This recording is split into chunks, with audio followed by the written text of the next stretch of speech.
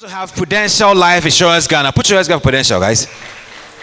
The Financial Awareness Foundation. We have the Ghana Association of Bankers. Put your hands together for them. Access Pension Trust. Put your hands together for them. They've done so well. Societe General Ghana. They deserve an applause. Put your hands together for them, man. SG. Ghana Think. Let's talk more action. Put your hands together for Ghana Think. And finally, Financial Literacy, Improving Financial Awareness. The Financial Awareness Foundation. At this moment, I want to humbly implore us all to rise humbly for an opening prayer.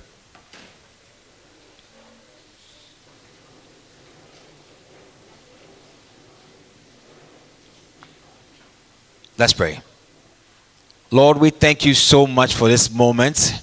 We thank you for the life of guests, participants, and special guests who are here to educate and illuminate the minds of these young ones who are in school. Father, we ask that this moment does not become more of a talk shop, but becomes a workshop where minds are renewed, revived, and are impacted to be impact-driven and transformative agents in society. We thank you for being with us. See us through this event. This we ask in the name of Jesus Christ we pray. Amen. Thank you. We can have our seats. Now I'll begin the event to introduce to you who our special guests are. Later they will be coming up so we can have a conversation on today's topic. Let me start with Mr. Robert Jatto, CEO, Chartered Institute of Bankers Ghana. Is he here? Put your hands together for Mr. Robert Jatto. He is the man of the moment. Let's also have a loud one for Madam Kafi Bule, Chief Strategy Officer, Prudential Life Insurance Ghana. Is she here? But I believe there's a rep. Okay, later on we're going to know who is representing her. Professor Enoch Opoku Enchi, Dean of Business Administration and Commercial Communication Arts, Academic City University College. Put your hands together for Professor Enoch Opoku Enchi. And let's hear it for Mr. Randolph Arnold, Partner Accountant Advisory Services, KPMG. Put your hands together for him. Thank you. And we have Mr. Kwame Abebiu Amponsa, Head of Sales, Access Pension Trust. All right. Put it together for Madam Florence Abadazi, Personal Finance Planner and Business Development Executive. Put your hands together for Madam Florence Abadazi. Let's hear it out for Madam Priscilla Ishiam, Head of CSR Sustainable Development, SG Bank. Correct. Let's do it for her. Mr. Paul Mante, Managing Director, EDC Investments Limited. Okay, he could join us. One last time, last but not the least, he is the reason why we're all here. Mr. Peter Sarenyaku, Executive Director, Center for Financial Literacy Education, Africa. And the last one is for you who are here, for yourself. A loud one, come on. Okay, I wouldn't mince words. I want to do the first activity, which is to invite Mr. Robert Jatto, CEO, Chartered Institute of Bankers Ghana, to help us with the opening address. Do it loud for him, please. Loud for him. Mr. Robert Jatto, to do the opening address. We can do it better for him, okay? Before he gets up here, put your hands together for him. Thank you, sir.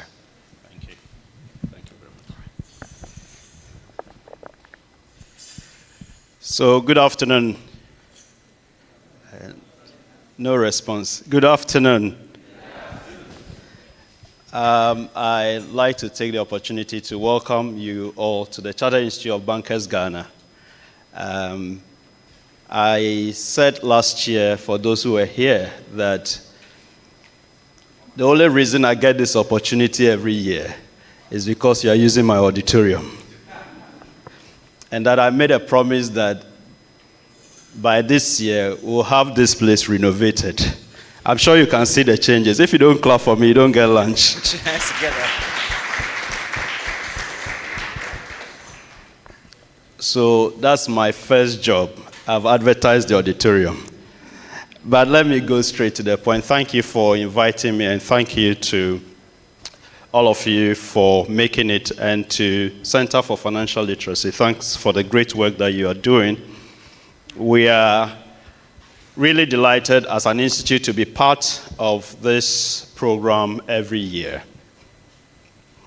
At Chartered Institute of Bankers Ghana, our mandate is to promote banking education and to regulate the practice of banking in Ghana. So what does that actually mean? It means developing trusted professionals for the financial services industry. It means putting ethics high on the agenda of banks and bankers. It means being the talent and leadership engine for our country.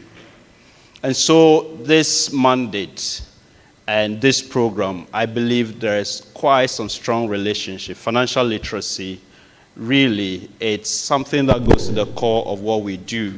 So beyond developing bankers, we need to develop the next set of citizens who should be financially literate.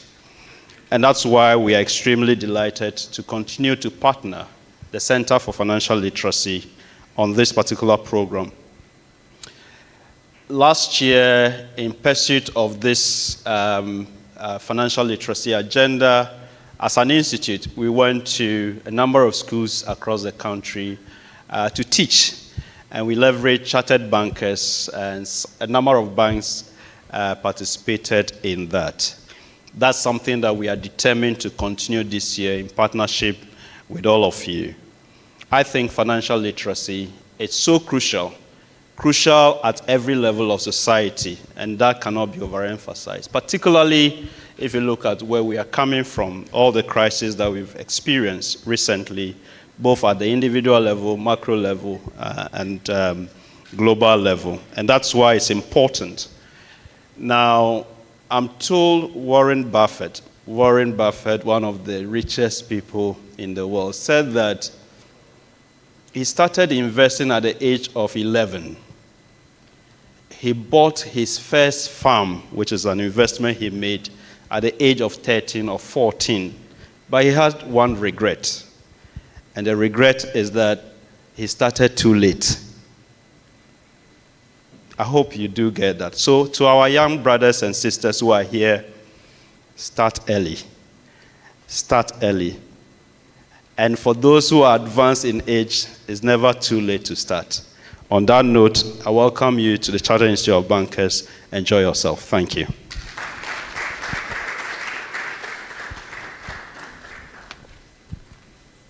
Put your hands together for Mr. Robert Jado. Now it's a very impactful one.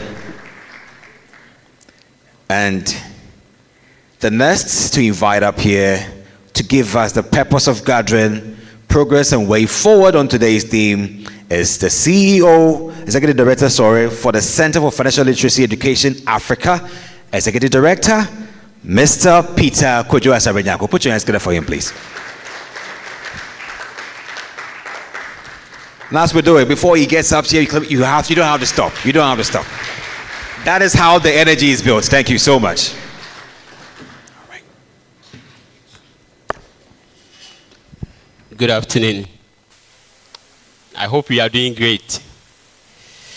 Thank you so much for showing up today.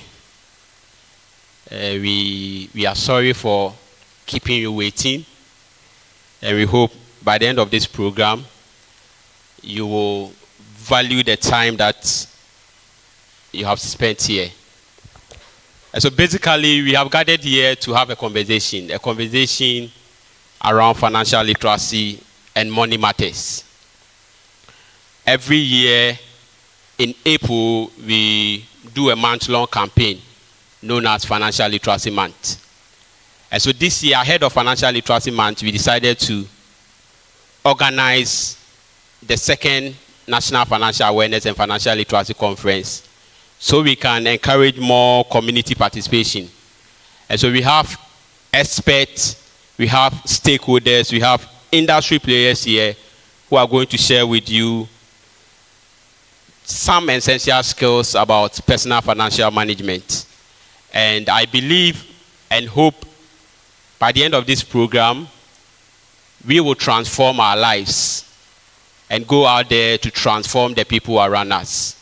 Financial literacy is an important life skill. And for the Center for Financial Literacy Education Africa, our goal is to build sustainable communities of financial literates. A community where each and everyone have access to the essential principles to personal financial management. And so you know how to create wealth, you know how to sustain that wealth, and you know how to pass on that wealth to future generations. And so thank you all for showing up. And to our speakers, God bless you so much for availing yourself to impart the young generation. The young generation are the future of Ghana. And so if you have availed yourself to impart knowledge and wisdom into them, all we can say is God bless you, and may he continue to shower upon you great wisdom, great insight. So everyone who comes into contact with you will benefit from this insight. Once again, I welcome you all to the second National Financial Awareness and Financial Literacy Conference. Enjoy yourself. Thank you. All right. So it has begun. The conversation starts now, and you can put your hands together for yourselves and for the Executive Director for CFLE. All right. Conversation 1 begins shortly.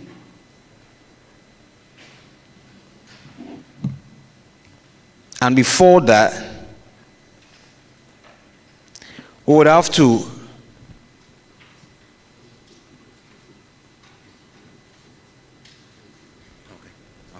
Before we begin the conversation, let me also acknowledge the presence of Mr. Thomas Asampon from Prudential Bank, head of Prudential Insurance Company, head of Microinsurance. Are you here, sir?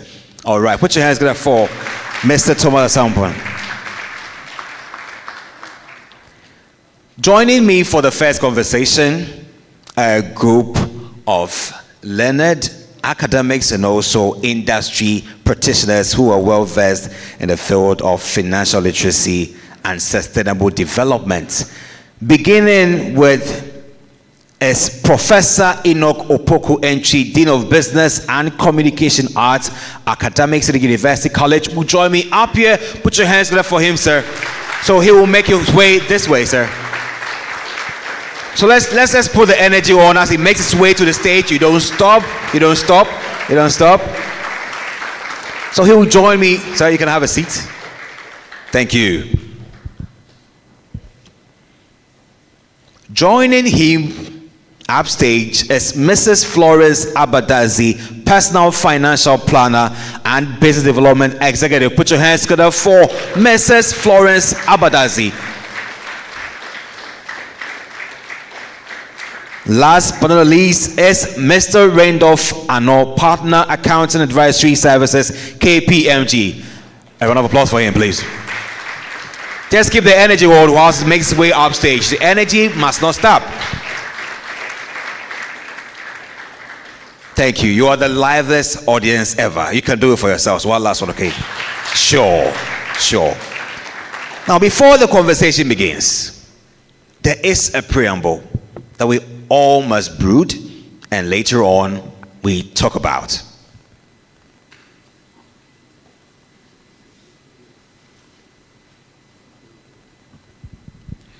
One last person, very important person, who would have to also ask to join us humbly up here is the CEO for the Chartered Institute of Bankers Ghana, Mr. Robert Jatto. Sir, we'll be glad to have you join us.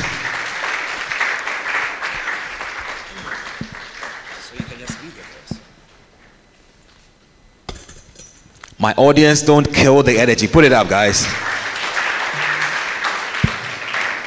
Thank you so much. Thank you so much. Let me go ahead with a preamble so we all can appreciate it and then have the conversation. Financial awareness and financial literacy are a cornerstone of economic empowerment, yet it has remained a neglected area in Ghana and worldwide. This knowledge gap not only affects individuals but also has far-reaching implications for society and the economy, particularly for younger generations and female groups facing unique financial challenges. My honorable panel, multiple studies including 2023 World Bank report and Old Mutual's Financial Service Monitor have revealed alarming data, and countries with higher levels of financial awareness and literacy seem to have lower rates of poverty, higher levels of financial inclusion, more robust financial systems, and much better infrastructure. It seems like a no-brainer, right? Well, we're not sure why financial awareness and literacy isn't more of a priority in schools, in communities, financial service industries, churches, and for large corporations. Building sustainable communities of financial awareness and financially literate citizens, and including everyone in the financial services value chain, is so critical. As stakeholders, as practitioners, as opinion leaders, financial service regulators, corporate institutions, education institutions, and all, how do we help communities where everyone is economically sustained? How can we help them meet their present needs and taking steps towards their future needs? Today, the conversation is about how do we alleviate poverty, illuminate darkened minds, and help shape good futures through financial literacy. The conversation begins. Mr. Robert Jato, in your experience, CEO, CIB Ghana, how have you been able to transcend over these barriers of financial literacy, poverty right within our environment, yet we have the knowledge? How do we break these barriers? Well, so thank you very much. And I think that for me, the starting point is those of us in the room here. And that's important, especially our young ones, colleagues, brothers and sisters. I think we need to understand that this financial literacy thing is not theoretical, it's practical. And that if we want to achieve development at individual level, at institutional level, and at the country level, it's something that we must have, as you just pointed out. Economies or countries that are financially aware and literate also demonstrate, a certain immaturity in development, so to speak. And therefore, it's important. I think the first fundamental point I'm making is that this is an important conversation, an important skill that everybody must have. The second is really we all have a responsibility. And starting with the Chartered Institute of Bankers Ghana, for example, it's not enough to educate just bankers. It's really extending this to secondary schools, to churches, as you've indicated, so that we are aware that whilst we are working today, we may not be working forever. We need to secure the future by starting a certain savings culture. But savings is not enough. Once you save, you must invest. But where do you invest? That awareness of where to even put your money, it's very important. I think that even more crucially is the fact that, whether we like it or not, we all need the education, particularly the skills around financial literacy, because I can bet almost all of us here went to school or are in school and we got degrees. Those degrees are about how we build competencies, call it intellectual competencies, but also moral competencies, to get a job or to start a business, right? There is nothing out there that gives you a degree on how to manage the money that you get by way of salary when you start working. And that in itself is a problem, because we went to school to learn chemistry, to learn accounting, but really there's nothing that helps you to learn how to manage your money. And I think that's where I come back to the responsibility on all of us at institutional level, at individual levels, to push this agenda, because it's so, so important. And I think that's where I want to rest for now. Okay. We can put our hands together for him, please. Let's go to our next speaker, sir. And there is this conversation about how are you driving this change right from your own capacity. So your capacity as an academic, how are you turning the waves? How are you being encircling, impact-driven wise, to bring change in financial literacy within your environment as an academic? Thank you, and is it good evening or good afternoon to everybody here? I think our best teachers are our parents. So I'm going to draw some parallels from the advanced world to Ghana, then you understand where I'm coming from. Financial literacy in America or in Europe started at 9 years or 10 years. So if you look at the autobiography of Bill Gates, he said he was in 3rd grade, which is 10 years. And then a guest speaker came to the class and was talking and said that you can be whoever you want to be, even if you want to be, and I'm using this big man as an example, even if you want to be the richest person in the world. And he said that day it dawned on him that he will be the richest person, and he was, until Elon Musk and Jeff Bezos overtook him.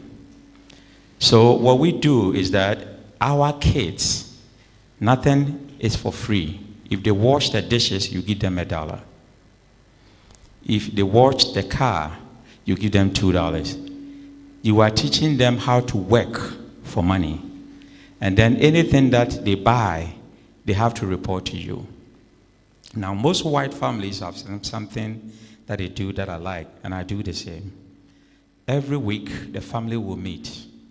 And then each child will tell about challenges that they have faced throughout the week.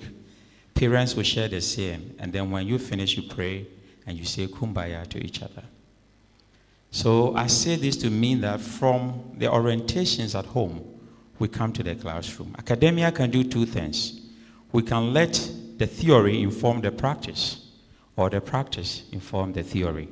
So if you go to Schiphol Airport in Amsterdam, most travelers were peeing on the floor.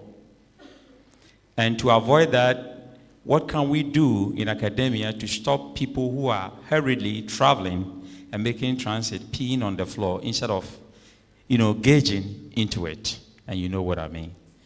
So academia designed something like a butterfly in that tank. So when people are peeing, they gauge it, and then it reduces those peeing on the floor by 90%. So what do we do with our academics? Unfortunately, in Africa, people do not even have the finances, let alone to have the literacy on it. How many have a meaningful job? If you look at the national statistics, unemployment, they say, is 14.8%, and that's a lie. It is not true. Every 10 individuals you pick, about 6 are not working. And then they say that among graduates is 23%. That's scary. It means that those who go to universities are all more unemployed than those who have not gone to school. That shouldn't be the case. So how do we bridge the gap between academia and the world of work? Because we are the supply side, and those who are hiring you are the demand side. How do we work together in internship? How do we work together even among the universities, collaborating instead of competing among ourselves? So we have a lot to do. But financial literacy is everything, but not everything. I say this to mean that when you have multiple priorities, how do you become financially literate? This morning, I took an Uber because I decided to take an Uber. And the driver was telling me that his kids are at home. He owes 300 Ghana cedis per child for school fees. So he could not pay 900 Ghana cedis because of that, all the 3 kids at home. Now, my mother is on Lipitor, which is cholesterol medication. And for 1 month supply is 500 Ghana cedis. So when I listen to people and what they tell me, it's like every day there are multiple priorities. You want to watch DSTV, it's about 380 Ghana cedis, right? Electricity, we have a scam here that you prepay something and then you can't enjoy it. So you bought prepaid for electricity and yet you can't have light on. So there are many challenges, plethora of challenges that we have here that makes it difficult for people to manage their finances. But I'm going to end because I know we'll come back. That as students, I'll motivate you that it is just income and expenditure. Once you get something small in your pocket, be watchful how you spend it. You know, you have some friends who ask you to borrow you some money. They won't pay back. Some of you who like girlfriends, you have to give some of them some money. Be watchful of that. If you are buying lunch every day outside there and it's 30 cedis, 40 Ghana cedis, try to make your own lunch and then save the 1 week of 20 Ghana cedis each. And then see how much you can save. Once you do that, get a partner. So if you are good at business, get somebody who is good at IT. Partner with the person. You can begin to form your own business. The best business you see around were started by 2 individuals as partnership. Ernst & Young, Procter & Gamble, Johnson & Johnson. These are 2 individuals who come together to form their own business, and it works for them. So the people you've seen, I've been to the house of KFC in Northern Kentucky. I've taught there. I've been to the house of the Wright brothers who invented airplane in Dayton, Ohio. They are not extraordinary people. They are just like you and I. So I'm encouraging you that the little that you make, if you are able to save it and you don't do impulse buying, that can begin a business for you. Thank you. That's great. Put your hands together for him, sir. Mrs. Florence, Madam Florence, let's look at right from your context of profession. How have you been able, or how inspired are you seeing the data of Ghanaians or Africans who lack that financial exposure? And how have you been able to make an impact right from your office and your profession? Okay, thank you. So I will take it from 2 angles. First, as a personal financial planner, and then also from the perspective of the accelerator that I work with, and that would focus more on inclusiveness. So it really is alarming how low financial literacy is. And I remember having a discussion with a friend of mine just recently, and I said, and a very learned person, and I said, so what are your thoughts on financial literacy? And he said, unfortunately, I don't have any thoughts. I was made to study all the difficult things, the X over the Y, you know, almighty formula, all these things, and there is nothing being taught in our schools and even in our workplaces about personal financial planning. And I have a personal example. I mean, my dad wouldn't be happy with me for this, but he was a banker for 26 years. Wow. And he didn't save, you know. It was after he left, and then we realized that, okay, he was in that bubble of, I always get income and on time, so there was no incentive to save. So it's not just on the grassroots level or even for students, but the general population really knows very little about personal financial planning. And that's why I decided to, well, from my own point, when I realized that this is what happened with my dad, I decided, okay, I have to do better. And that's when I got into personal financial planning and looking for information that can be relevant in our context, because that's another thing you realize is missing. Most of the content out there, it's not relevant for us here. With us, you have to deal with black taxes, you know, having to send money home, all those things. Someone just gets into work and already they have like 5 dependents, mom, dad, and 3 sisters or brothers back home. And I was thinking, how can we really solve this issue? So I started with my friends. I'll take a friend, say, okay, we're going to go through coaching for a while. We're going to come up with financial goals, because you really can't wish yourself into financial freedom. you have to work at it. You have to have, especially having goals, because you can't just say, I want to be rich. That is not a goal, that is a wish. And setting objectives, and then we cascade it, we drill it down.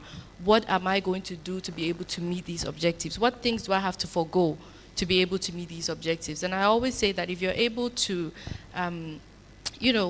put in the work now, eventually you're going to be financially free.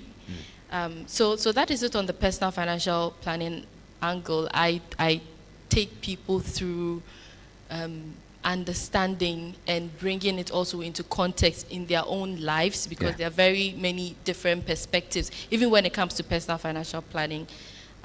On the accelerator point, we work with small and micro businesses. We train them we give them capacity building tools, technology, financial knowledge, all that to help them scale. So that is where we are inclusive when it comes to financial literacy. Great. We can put your hands together for that, please. And let me go to Mr. Randolph on his points. So what are your views on, if all things being equal, we had a very robust and, let's say, well-learned community, people who understand the financial trends and how they can participate effectively for a better life. On that view, how would life be like? And from your own professional desk, what are your contributions towards such a goal, societal goal? Okay, so I will take it from maybe from a KPMG perspective, what we have done. Yeah. I am here not on my own, so I will look at it from the point of the firm, and then I will answer your other question of how life will be. So from a KPMG point of view, from even a global perspective, right, we see, or currently, we are all talking about E, S, and G, environmental, social, and governance, right? As a firm, internationally or globally, these are things that we just don't talk about. So internally, we have what we call our impact plan. Our impact plan, we have 4 layers or 4 pillars: people, planet, prosperity, and the 4th one that I've forgotten. All these are tied to the UN Sustainable Development Goals.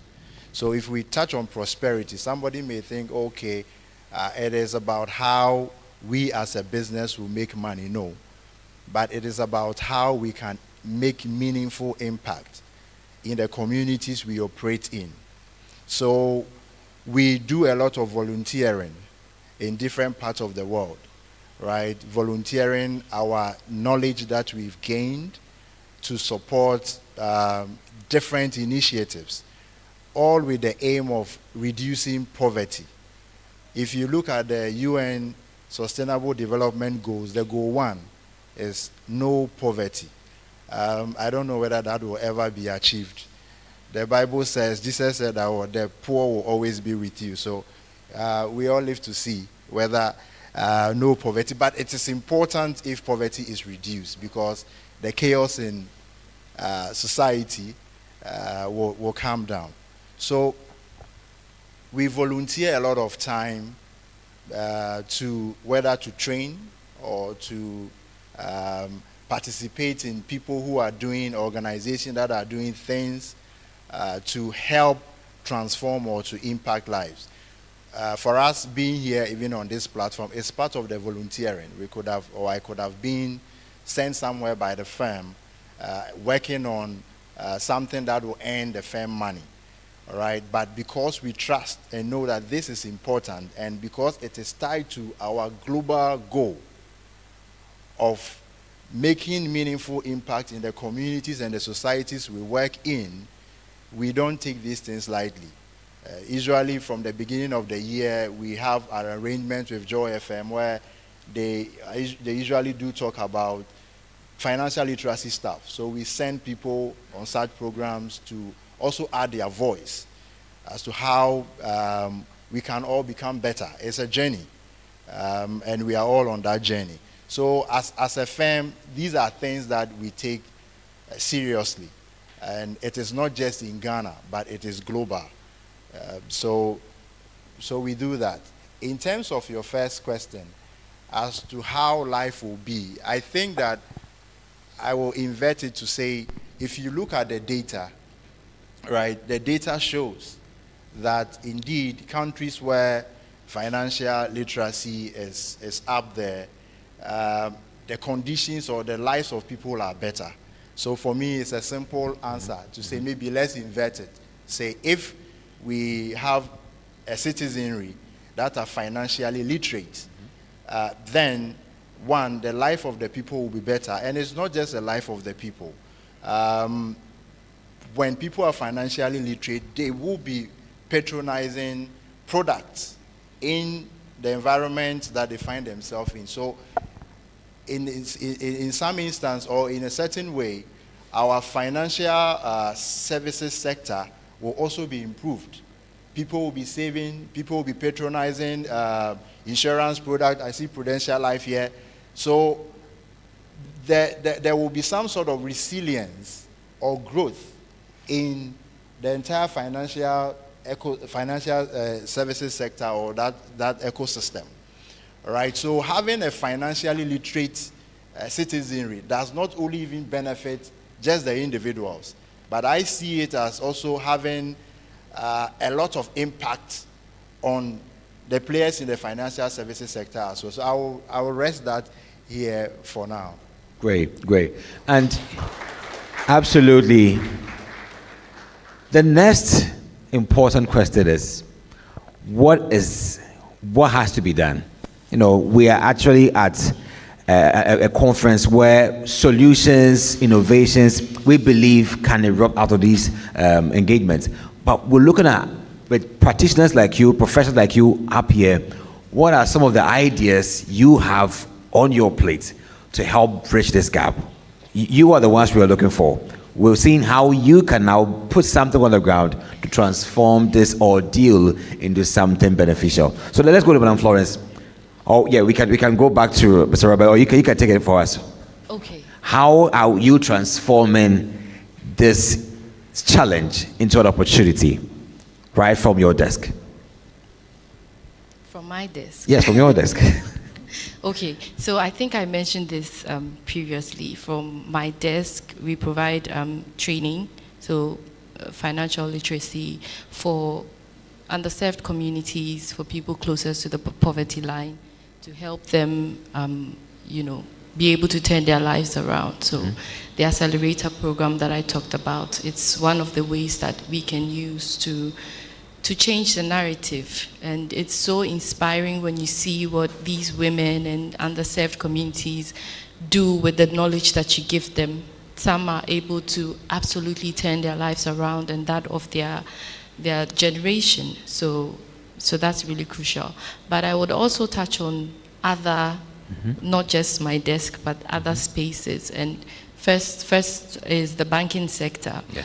The banking sector, is doing so well now. I should say though, UBA recently, I heard, has given out a fund of about 100 million to SMEs, Great. To support SME capacity building and lending to them. And SG is also doing amazing in that space as well. So a couple of banks are doing well. But I believe it goes beyond policies of transparency, because if you look at the report that Old Mutual wrote, the reason why people didn't want to bank with banks is there's no transparency, there's lack of trust, and the affordability of it. It goes beyond policies that would enhance the transparency. I believe it's a whole mindset shift that needs to happen, because if strategically you're just saying that you want to be more inclusive, you want to pay attention to the retail space and small businesses, but the KPI of the relationship officer who is managing these accounts is that they'll be able to bring in X amount of money, Yes. then there is no alignment there. Because when it comes down to it, I have to look at what am I going to do to meet my budget? And that is not taking time to listen to this petty trader and say, you know what, maybe if we put this amount of money in this, you're going to get this. Because most of the products that we are even selling sometimes does not serve these people. So there will be a government bond or treasury bill, and we will sell a fixed deposit to them, because a fixed deposit would mean that I'm only giving you 4%, or a current account where I'm not giving you anything. However, if I'm not giving you anything because I'm getting spread, we can trade this money on the interbank, and because of that I will sell you a fixed deposit. But then if we do that, it will just be talk about financial literacy and financial inclusiveness. So we really have to be able to align the goals to what is happening on the ground, on how we can actually help these, the retail space do better. We can help them grow their businesses, and these people they're hungry for change. So it is one of the ways that I think we can really help to bridge the gap when it comes to financial literacy. Being able to actually do, that labor of love, not just saying, but having that mindset shift around how we can really empower small businesses and help people grow. Great. Prof, the students here are filled with so much hope. Currently, we have some very, very, very critical challenges within the economy. Unemployment is one, and people still have to go to school, yet go hunt for jobs and are getting so much rejections. In an environment like this, and we're still campaigning that they should be financially literate, how well are we changing the narrative? The economy is not so viable for these people to be immersed in these commerce to be able to also participate. The margin grows wider and wider. From the academic point of view, is there a need for us to change our alignment, perhaps put some spices in the curricula and get these graduates some new level up that they haven't had before? That's a great question. That is what academicity is doing. We are more hands-on, practical, evidence-based. We don't believe in rote learning. In fact, lecturing is now outmoded. So if you have PowerPoint and you come and lecture, I'll fire you the next day. The reason why I do that is that I've taught in US for 20 years. When we go to class and I'm going to teach challenges in politics, we have boards, about 4, we call it 4 corners. Students will go there and write challenges that they think is happening, and then they discuss. Class is done. You give them assignment, they go and do it. You make education like learning their own experience. So they have 2 philosophies there. John Dewey, who asks that students should explore whatever they have. And then Immanuel Kant about ethics. These are the 2 philosophies that guides education in America. Dream in the class. So here you come, and I had 50% of my students failing in intellectual law. The lecturer is fired. If students are failing, you are part of the failure. Because their success is yours as well as a lecturer. So we have a situation here where it's all somebody's book. Chew, memorize, come pour it for me, and then you pass. That's not learning. In fact, if you look at Bloom taxonomy, definitions, formulas, there's no learning there, because you cannot measure any competency there. Learning is for creation, it is not for consumption. So if I'm learning and I'm not synthesizing, if I'm not analyzing the situation, and if I'm not creating something out of the learning situation, then learning hasn't taken place. Second, you have a situation where these students are going to school, they have no practical work experience, and then they finish school, come to your job place and say that I will take 5,000 Ghana cedis a month. What do you bring to the table? So universities should begin to hire these students at the libraries, at the other places, cafeterias. They learn how to work, the work ethics and customer services. So by the time they leave, they know what it means to work. The other is that academia should give us the cost. They should cost the cost of raising a child. So we know that in America, the average child, you will spend not less than $186,000 on them before they turn 18. Now that you know the cost, as a parent, you are determining how many kids am I going to have. That is why they're having one child or two. Because if you need time for yourself in vacation and live longer to 90 years, because every American, you can live to 90 years easily. It's how you plan your life.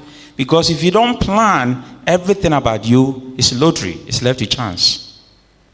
So you need to plan the number of kids you're going to have. Because do you have 186,000? And if you have it, can you multiply by 3 for 3 kids? If you can't, then maybe 1 is okay for you, or 2, and you plan your life in such a way. So academia should give us how much is it going to cost to raise a child. Then the individual citizens will know this is how it's going to cost us. I have friends in the States who would take me to their grave and say that, Enoch, when I die, this is where I'm going to be buried. They've already bought their grave. So we have life insurance, we have health insurance, we have annuities. All these things are planned. According to the Senate, Social Security National Insurance Trust, only 1.9 million people in Ghana are contributing to Social Security actively. We are over 30 million. It means that less than 5% are contributing to Senate. What it also means is that all of you, your parents are going to be dependent on you. Because they've not planned anything for their future. And that is how academia should bring the facts. Because education is part of every solution. Once people see the facts, because we are all teleological, every word that you say creates a picture in your head. That is why great leaders tell good stories. Every word. So if I say you are beautiful, it creates a picture of beauty in your mind, and you begin to smile. But if somebody tells me you are a fool, do you think I will smile? No, because the picture that I see about foolishness is not good. So we should create pictures for people to see that it is scary and dangerous out there if you have not financially planned. Because in your old age, you need medication. You need something to eat. When you are taking a lot of medicine, diabetes, high blood pressure, and cholesterol, they will ask you to eat before you take them. And small cocoa will not help you, in taking that kind of medicine. So you need some good food to eat. How do you plan for that without putting the burden on your children? Once we know the implication, which is the end from the beginning, people will begin to listen to us about financial awareness. Thank you. We can all share. What you said is very, very, very, very important, very, very correct about the way things are in Ghana and also in the States. But are there any innovations that we can introduce? The harm has been caused. We have a wide population who are excluded when it comes to financial literacy. They don't know anything. Even bank accounts are something that people don't want to open accounts these days, as you mentioned. No, the trust is diminishing day by day because of what we're hearing with the irregularities in the industry. What are some of the innovative ways that we can introduce to the public, particularly our first population, the students, who are learning, gathering knowledge to the work market? How are we putting together important set of knowledge for these people to appreciate the banking sector where you head, and also other important financial sectors like the insurance and also the securities market, for them to appreciate that I have to invest, I have to open an account, and all these things. The trust is diminishing. What innovative policy design do we have to present? All right, thank you very much.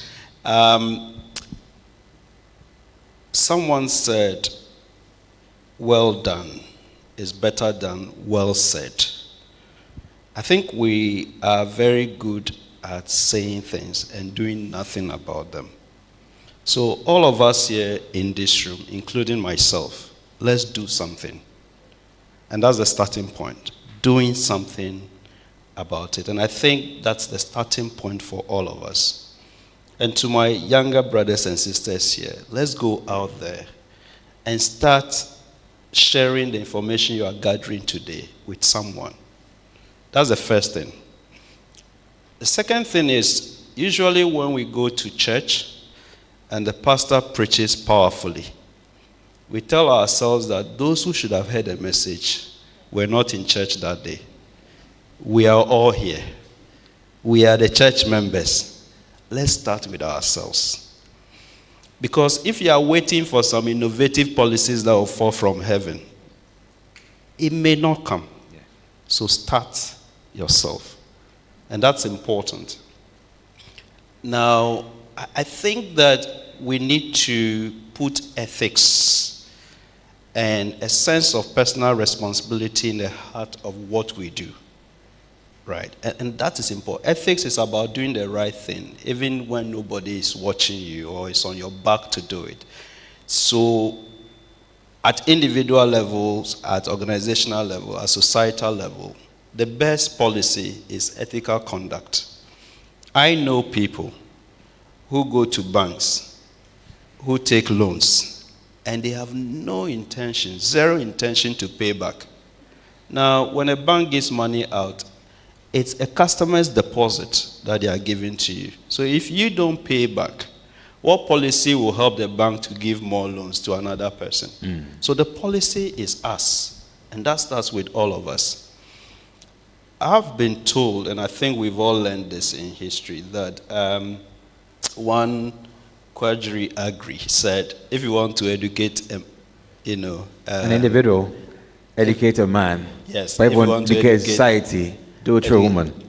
Sure. I think our mothers are very good. Yeah. They are budget officers. I think they are finance ministers. The best economic ministers, yeah.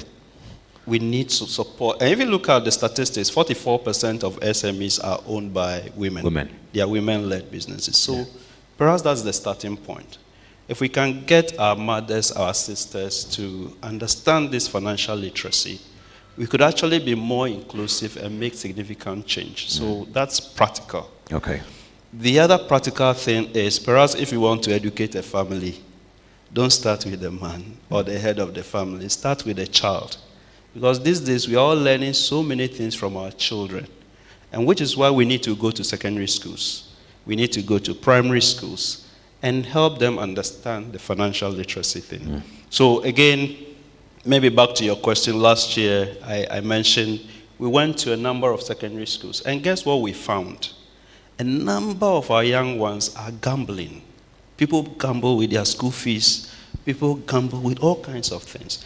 And it's not just at that level, right? So the point I'm making is we need to launch at individual level a campaign to educate our younger ones. And if they get it right, then they can begin to make those changes at family levels and at peer level, and certainly at organizational level and at societal level. Those are practical, because if you are waiting for some policy innovative to come from somewhere, please, we may wait forever. Thank you.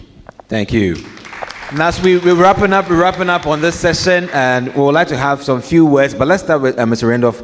Mr. Randolph, we know that you are in a data-driven environment, and data-driven decision-making is very important for everyone, particularly our audience right here, because you need data to make the step you want to make.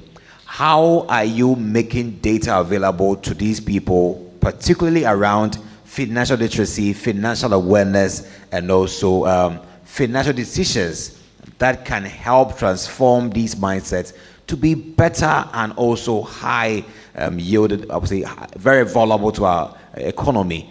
Right from your circle, how are you making data available to these young people, or to us all, to appreciate and then make the right decisions financially? All right, thank you. So in terms of data, there's a lot of data available. I think there is nothing more than you sharing experience or sharing knowledge. All right, so I think maybe what we have done a lot is sharing knowledge, okay, on how these things can change or transform people. Robert just mentioned that in the secondary school, people are gambling. You see, now they call that investment. Okay, so there's a lot of betting platforms now. Yes. And we say, Charlie, are they going to invest? They're investing. People are and they're getting returns, right? People, but the thing is that an investment? You know, and we are polishing it, and it's interesting that you go to even the workplace, you think that it's just people on the street, But you go to the workplace and people are also investing. It's happening. Yeah. Yeah. They are watching the game and say, Charlie, this people, they spoil my investment today. So it's, in terms of data, I would say the data or the information, I wouldn't even say data, the information we are putting out there is our knowledge, and sharing that knowledge with people on various platforms as to how relevant financial literacy is and why people need to then apply. These things are not in theory, but must be applied. You can hear and hear, but if you don't act, the panelists have said act, then the action must start now. So not just hear, but to act. So for me, as an organization, it's we sharing the insight that we have and how that can transform people. But I think for all of us here hearing the message, is the little you hear, act on it, action. Act so that you can change. If you change yourself today, you probably are also changing a nation, because a nation may be stemming or coming out from you. So that's where I'll rest my case. Great. I'll give the honors to Mrs. Flores Abadasi to give us the wrapping one before we bring this panel to an end. Madam, what will be your closing statements on encouraging young people, students, to love to know more about what is happening in the financial world?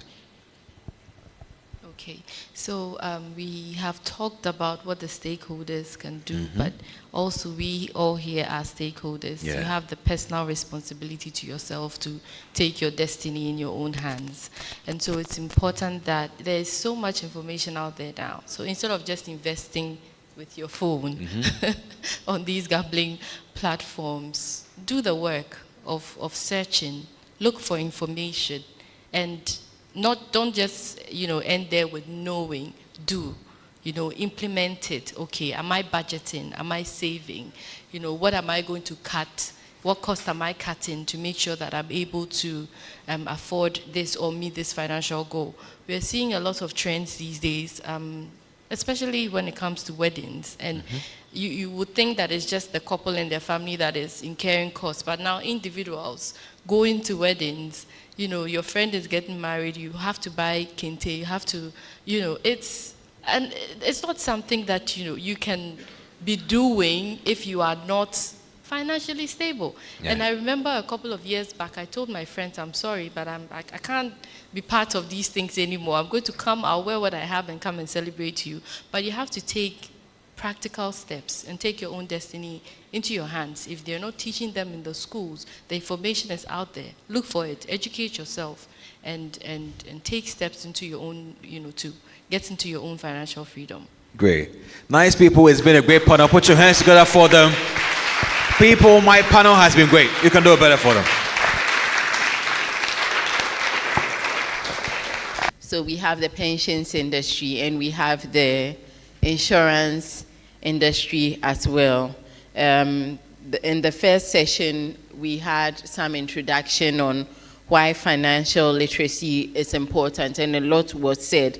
I particularly like OECD's definition on financial literacy, which I think covers everything that we discussed earlier. It says it's a combination of awareness, knowledge, skill, attitude, and behavior necessary for making sound financial decisions, ultimately to help an individual achieve their financial well-being. And we all attest to the fact that, can you imagine a Ghana where everybody is doing well financially? Can you imagine the number of, please give me 1,000, that will reduce. Those who take money and don't pay. Can you imagine the number of funerals that won't become an emergency, or funerals that won't become people won't have to take loans to be able to organize. So I believe financial literacy is very important. And normally people will say, so who is responsible for ensuring that people become financially literate? Some will say government, some will say the regulator, some will say the financial institutions. I believe everybody has a part to play in this. So being that we are representatives of the various financial industries, first of all, I would like to ask for your full names and what you do, where you are coming from, what you do in your institution. The mic is on the floor.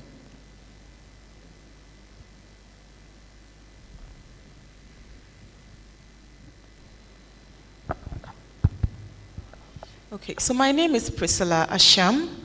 I'm a banker. I work with Societe Generale Ghana. I'm currently the head of ESG and Sustainable Development and CSR. Okay, great.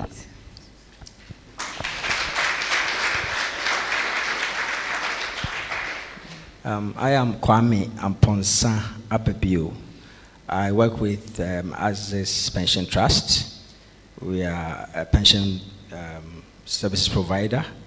As you are aware, the Senate is not the only institution managing pensions now. There are other private providers, and I happen to work with one. I lead the sales team, and I'm in further discussions would then cause me to explain what we really do at the sales department.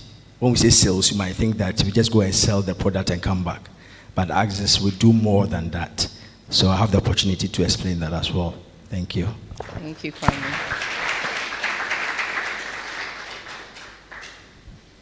My name is Thomas Asampong. I'm the head of microinsurance for Prudential Life Ghana. So welcome all of you to the panel, and we would like to start with this question. So on the banking side, or SG, what are some of the collaborative and innovative steps the bank is taking towards building sustainable communities? As you mentioned, you work with the sustainable teams of financially aware and financially literate citizens, especially in these times where, we were able to build up to a certain level, and it seems DDP has wiped away, the work that we did in the past. So what is the bank, SG, doing in this regard?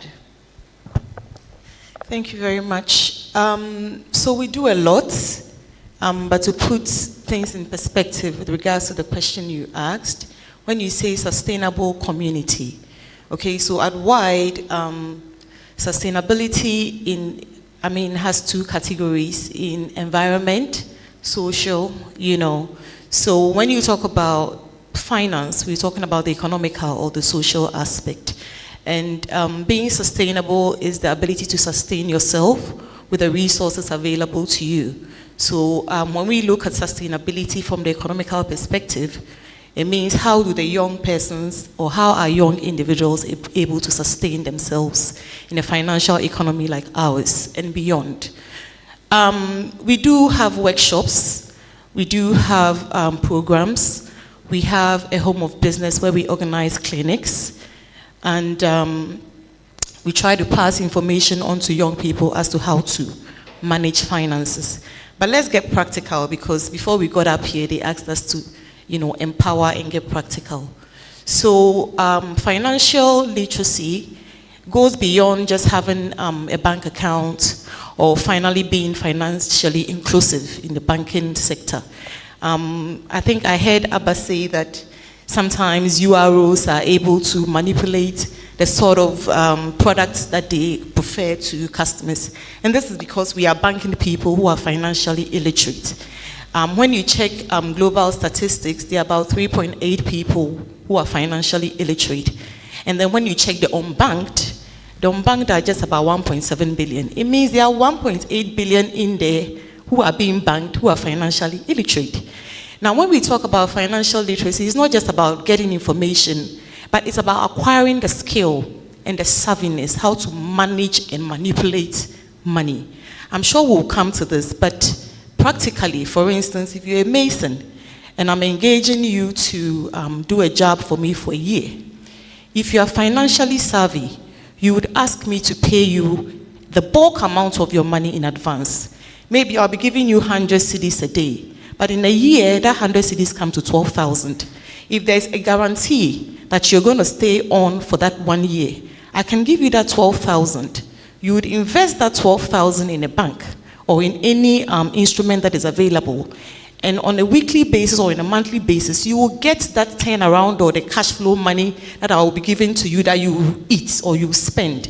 But then by the time you finish working, you would have still kept that 12,000 as savings. So the skill, the savviness, how to get money, how to manage money, how to use money, I think those are some of the things we'll get into in this conversation. So not just information sharing on the products and services we have, but your consciousness, understanding how money comes about and how money is multiplied is crucial. Thank you. So, Kwame, you said you were from the pensions industry. I happen to be an alumni. In the pensions industry, even though, the new law was introduced about more than 10 years ago, you tend to find out that still a lot of people are still not, doing too well with planning for their retirement. And so, as a player in the space, what are some of the collaborative and innovative steps that Axis is taking to ensure that people retire and retire well, especially the young ones like we have over here, because this is a very, very good time to sow these seeds, and from day one, once they start earning an income, they would start doing something. So what is Axis doing in this regard? All right, thank you. It's good that you said, I happen to have worked with Mimi, and Mimi and I have, at Axis, I mentioned that I work with the sales department. And when you hear sales, then we are supposed to bring in the business. We are supposed to bring in the social enrollment when it comes to the pension space. But for Axis, education is key. When you are employed at Axis, for a month or two, Axis will pay you, you will not do any work. It's just to train you, prepare you to go and educate the masses. So retirement planning education is key for Axis. For Axis, our sales force is not called sales rep, or we are pension advisors.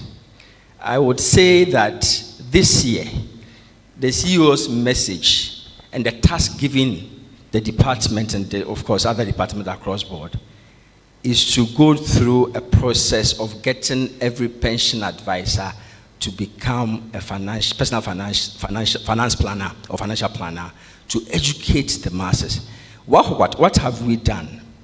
I'm sure some students from Legon will be here. I don't know whether some have in a way benefited from what we have done. But Axis, on our 10th anniversary, launched a scholarship package for students of University of Ghana Business School. So you're talking about needy but brilliant students. And 40 of them. And it's amazing when you meet the students and the sort of, in fact, information they have, even though they are students. I happen to have met a team, that cohort, just a couple of weeks ago to go through some training sessions and all. And at the end of the session, what we were going to do was to task the team to go back to their communities, okay, and more or less educate what the masses or the members of the community as what they have learned. And when we group them into sessions, the sort of programs and projects they came up with, it was amazing. And I'm telling you, the team in Axis will then have to go in and assist them, go through. Some are engaging their churches to do presentations, some are on financial planning, on pension, retirement planning and all. It's just amazing, even in their schools now. At the moment, we have some doing internships with us. Okay, so forming strategic alliances is key, okay, with EFL, education, yes, with your group, so that we see how best we can assist. That is why we are here, because we needed to do that. And it has to be a big ticket item on the CSR budgets for pension companies, that they get ourselves involved in allocating taking serious how the budget considerations when it comes to CSR in channeling some of these resources to programs such as this.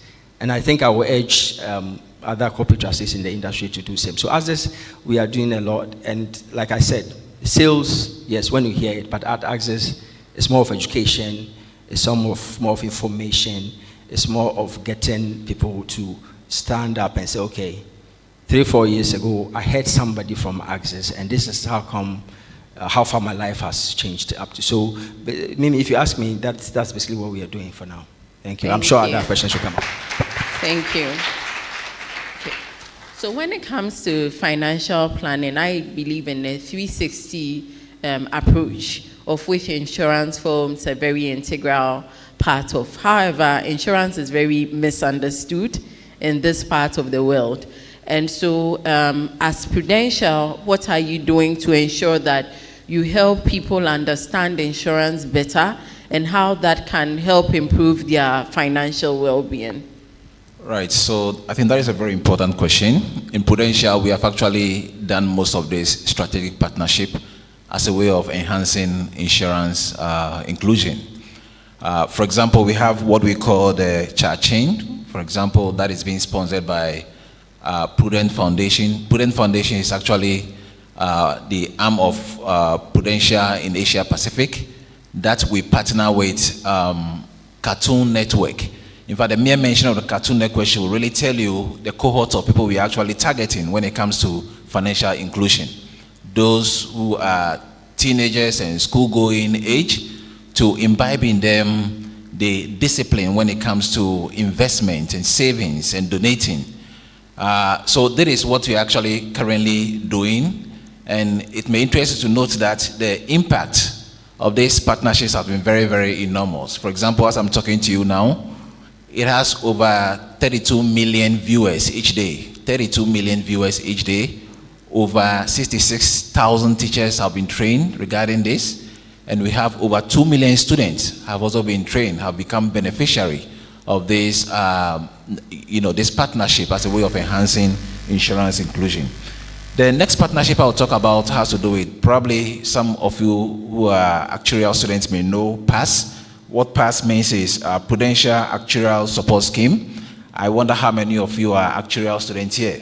Maybe in Tech or UDS or University of Cape Coast, my alma mater.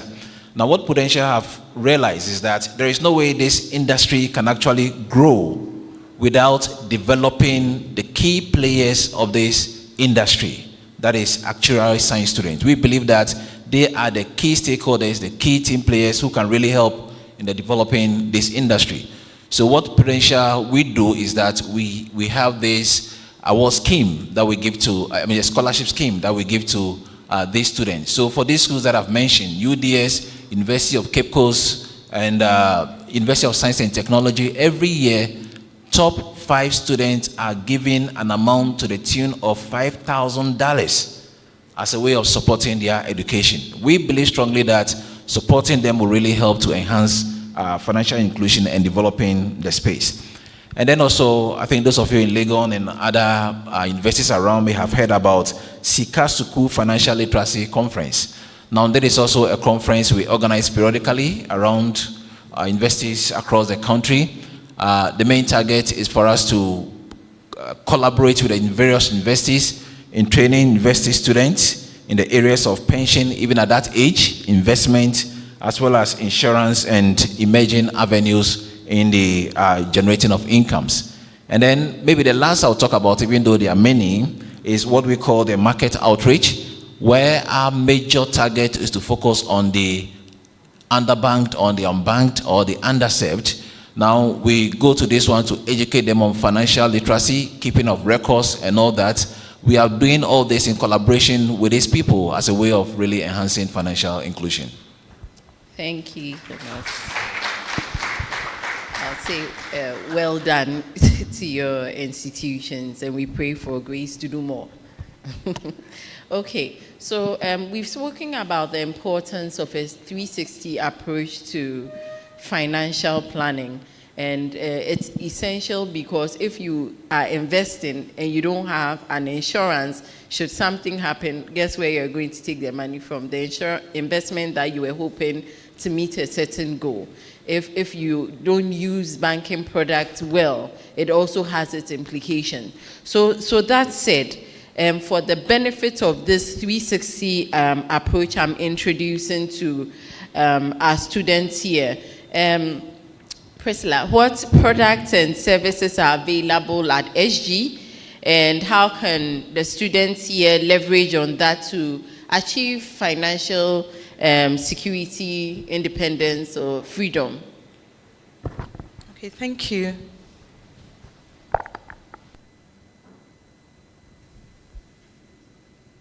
Thank you. So at SG, we curate products that are tailor-made or customer-specific.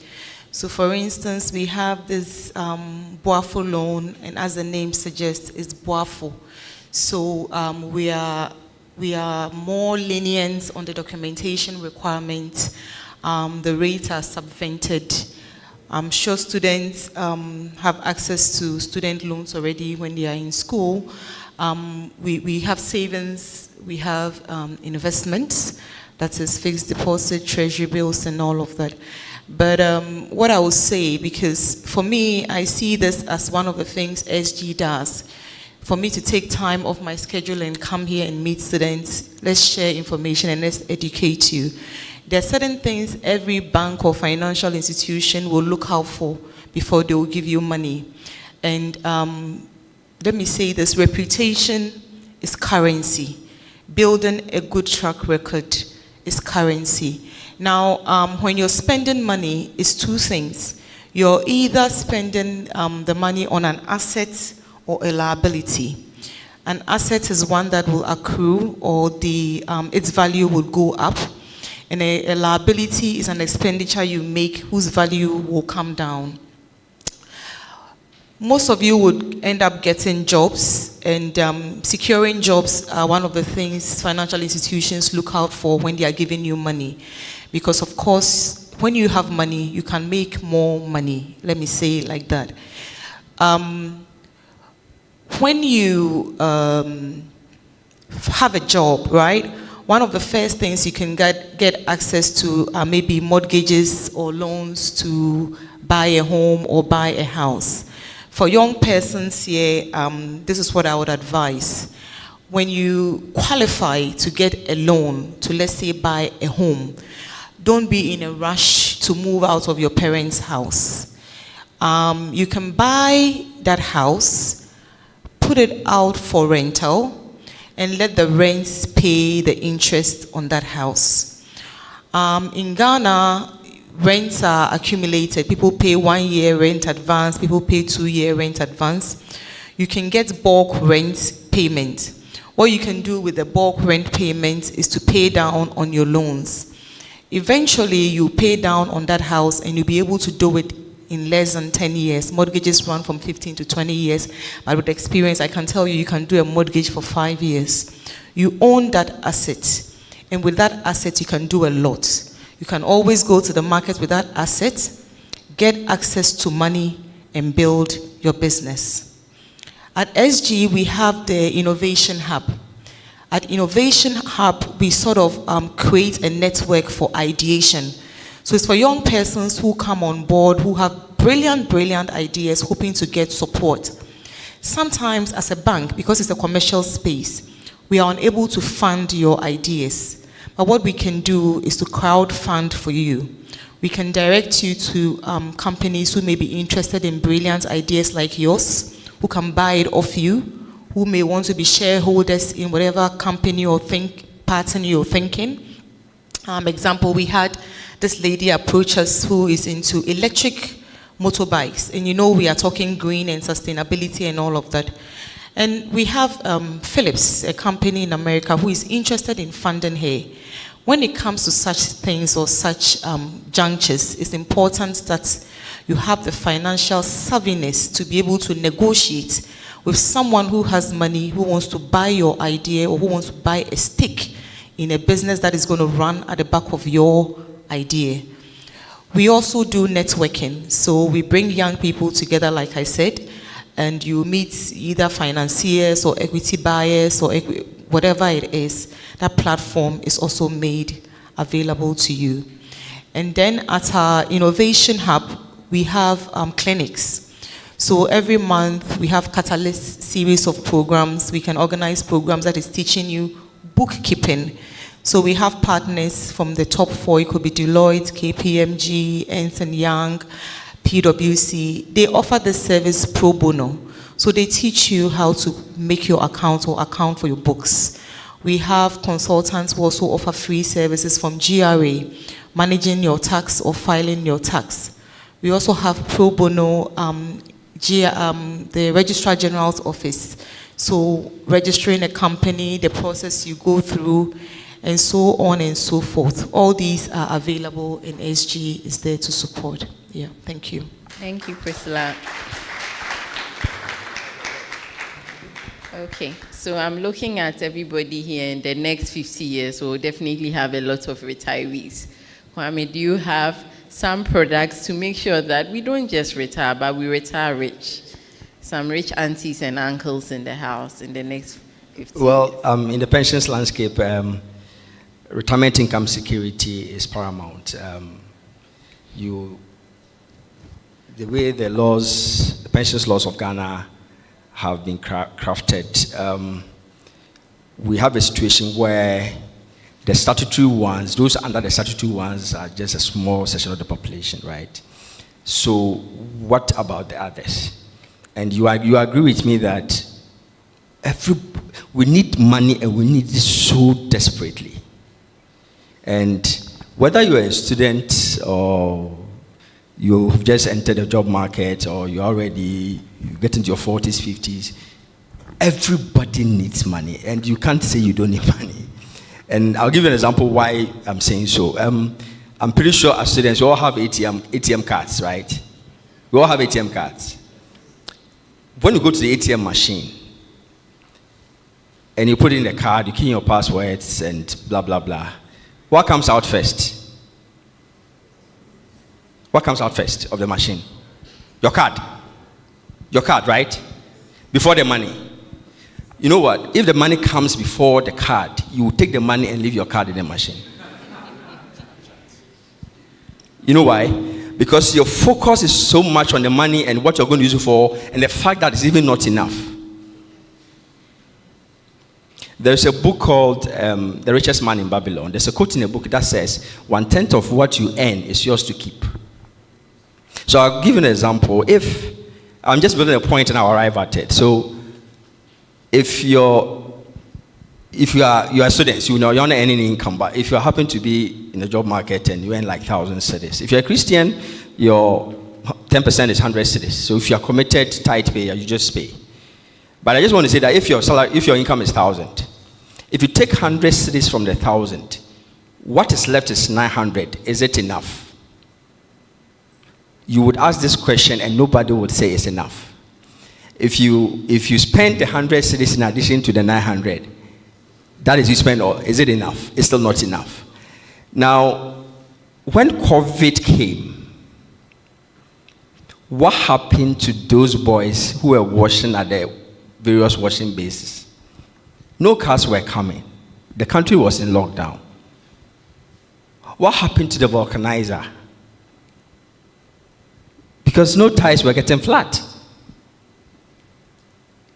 It was a reality, and it dawned on the country. And as pension fund or pension providers, what we need to do is provide the solution from saving, and that's why we are moving from being even pension advisors to financial plan advisors, so that we can help people. I went to TACRA, the office of a cocoa board subsidiary.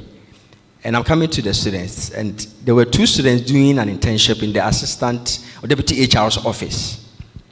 And the woman was enrolling on a personal pension product that the law prescribes for every Ghanaian, so long as you have some income, some money. And the law has made it in such a way that you don't even owe in the contributions. And so it's voluntary contribution. You can decide to pay as and when you get something. And there were two students, two ladies in the office, and they seemed not to be interested in the conversation I was having with the deputy HR. And I just went to them and I asked them, and I made sure the woman heard what I was asking them. I asked them, how much have you spent on buying things online this month? They are not doing national service, they are interns. And one mentioned around 400. This, what I'm telling you, is last year, October. 400 cedis, another person around 300. And then it got the attention of the deputy HR. I said, I don't spend that every month. I don't buy stuff online like to the tune of 400 cedis. I am telling you, students can even save more than those who earn incomes, right? I don't know where you get the money from, but my advice is we have made products available that the law makes provision for everybody. Enroll in a pension product. When you hear it, you think it's 15, 20, 30, 40 years ahead. But do you know what 50 cedis a month can turn into in 10 years and 15, 20 years if it is invested commandly compounding? I bet you'll make a lot of money and people will not understand. So I will entreat that I know you have other sources of getting money, no matter how small. As pension fund providers, we are going to make the product as seamless as possible. So the enrollment is, you can check your balances, you can track your investment returns and all that. We'll make that seamless for you, okay? So please, when we are done, so I don't want to switch to selling now, but when we are done, you can contact me and we can have some arrangement. Thank you.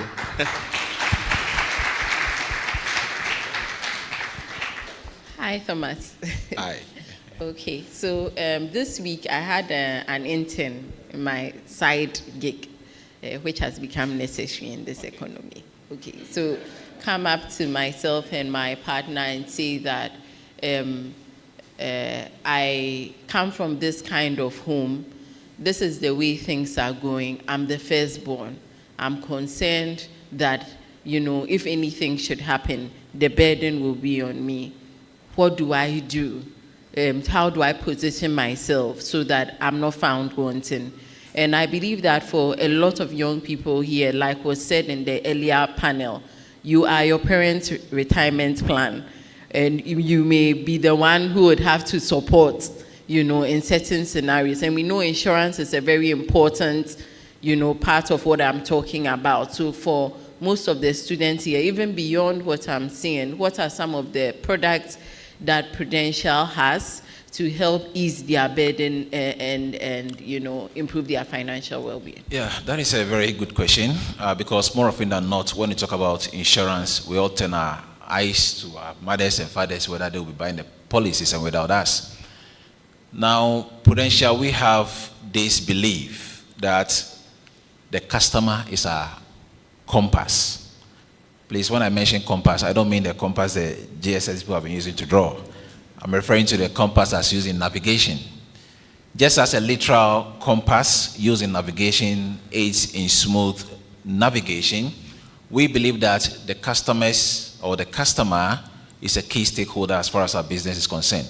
So more often than not, we design products that will be more appealing to especially young ones in our contemporary times. And the recent one we have launched, that is for everybody. In fact, our target market is those in the informal sector because we realize that the informal sector is growing with a very remarkable rapidity every now and then. In fact, currently, about 70% of Ghana's population are in the informal sector, isn't it? And about 56% are considered to be unbanked, and these ones are considered to be financially excluded. The interesting thing is that these same cohorts of people who are considered to be financially excluded, you know what? They contribute about 20% to Ghana's GDP. So how then do we consider these ones as financially excluded whilst their contribution to Ghana's GDP is quite enormous? So Prudential, we said that, then how do we make these ones financially included?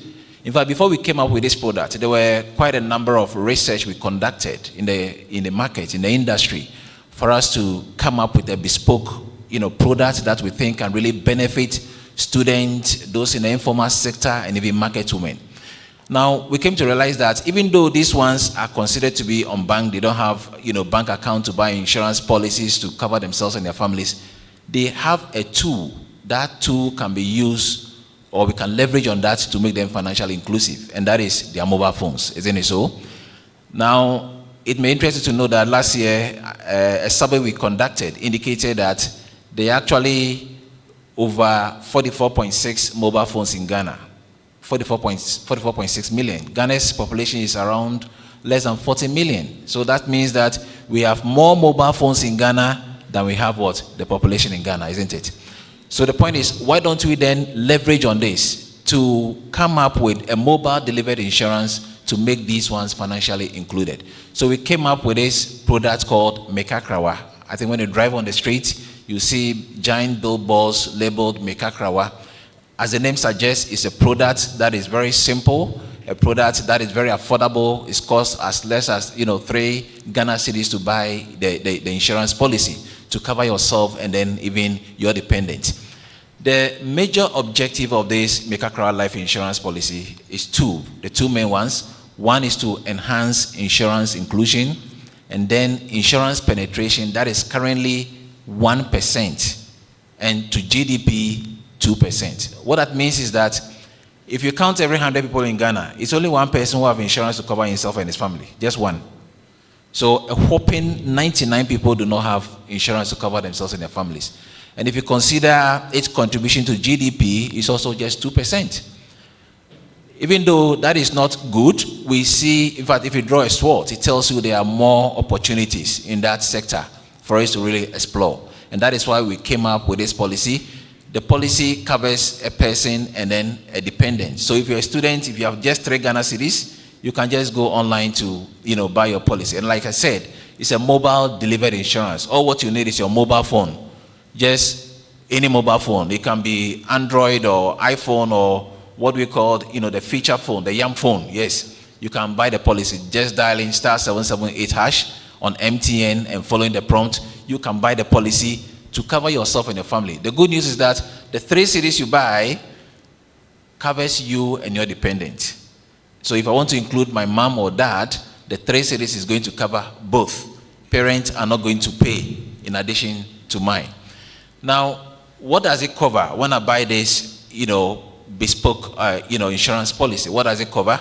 It covers death. It covers accidental death. It covers total permanent disability. It covers critical illness. For example, stroke, cancer, heart attack, kidney failure, which today have become a global menace. Now, these are what that pittance money that you pay, covers as far as that insurance policy is concerned. Let me also hasten to say this before I drop the microphone, that usually when we talk about financial inclusion, we limit the scope or the definition to money, banking, transactions, and other things. But the fact is that there are other aspects of our life that is inextricably linked to financial inclusion. We cannot say you will be financially included when you don't have access to quality healthcare. So what Prudential is now currently doing is that we are driving or trying to become a fintech enabling environment where we provide healthcare as well. So currently with this Mekakrawa policy, we are currently bundling it with a doctor service consultation where when you get sick, you can just call your doctor on the phone any point in time, 24/7, to tell the doctor what is wrong with you. The doctor will diagnose you. Medication are going to be delivered at your doorstep. You're going to pay anyway because it's a medicine you have to pay for at any point in time. Can you just imagine this? If somebody is sick, for example, the market woman at Makola will never close his shop and go to the hospital. Another survey we conducted indicate that for each hospital visitation, you spend about 6 to 7 hours each day. So that Makola woman who sells cloth will never lock her store and go and queue at the doctor's hospital for medication or doctor consultation. So we have made it an all-encompassing one where you can call your doctor 24/7. Doctor will make the prescription, medication will be delivered at your doorstep. So we are looking at financial inclusion in its all-encompassing sense, where all these are embedded together, for us to deliver a quality service to our customers. Thank you. Thank you so much, Thomas. Did any of us know about any of these products that have been listed here? So you owe Peter a lot. Peter, after we'll collect offering. Okay. So to wrap up this conversation, April is Financial Literacy Month, and knowing is one thing, doing is another. And when it comes to doing, choosing the right product is very essential. So as product owners and distributors, what is the final word you have for our students here? They are approached by a lot of financial service people every day. How do they make the right decisions so that they are not just throwing their money into anything at all, but it's going into improving their financial well-being? I'll start with you, Priscilla. Okay, thank you. So you need to let your money work for you. You must imbibe the culture of savings. I think it's been said here over and over. So when you're approached by a financial institution to sign on to any products, you should feel free to ask, what is in it for me? What are the other options? So if the option exists for a savings account where you'd earn some interest, don't choose a current account. The accounts that are interest-bearing, the accounts where COTs or monthly charges are waived, go for those if you qualify for those.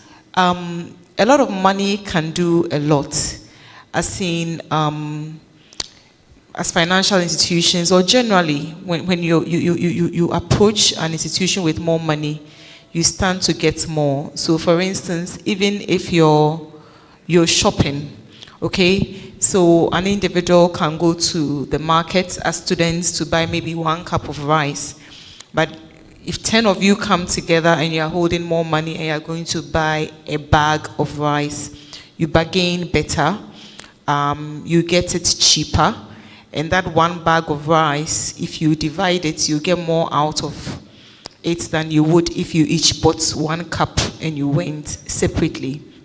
So more money can always do more.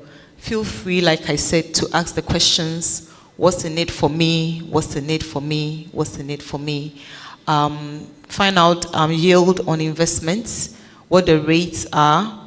You choose the higher one, of course.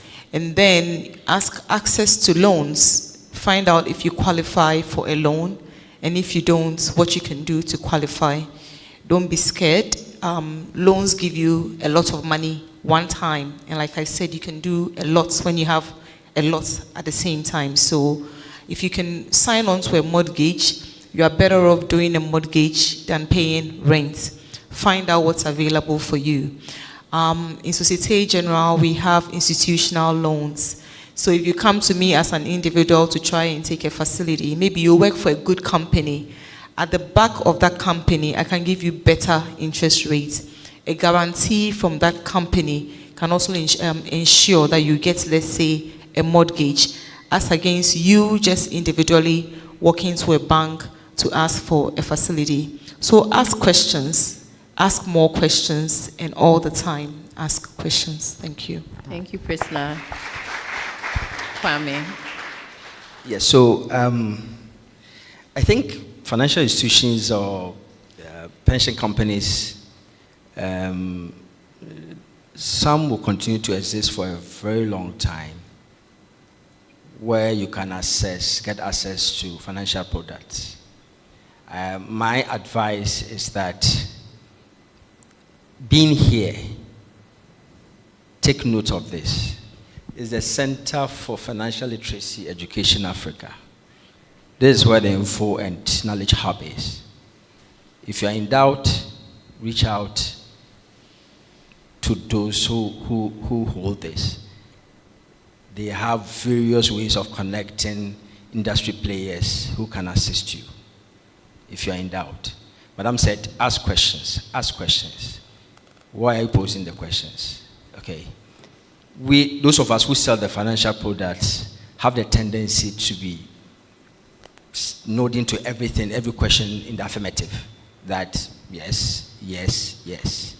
But if you know what you're about because you are informed, you will not buy financial products that will not help you.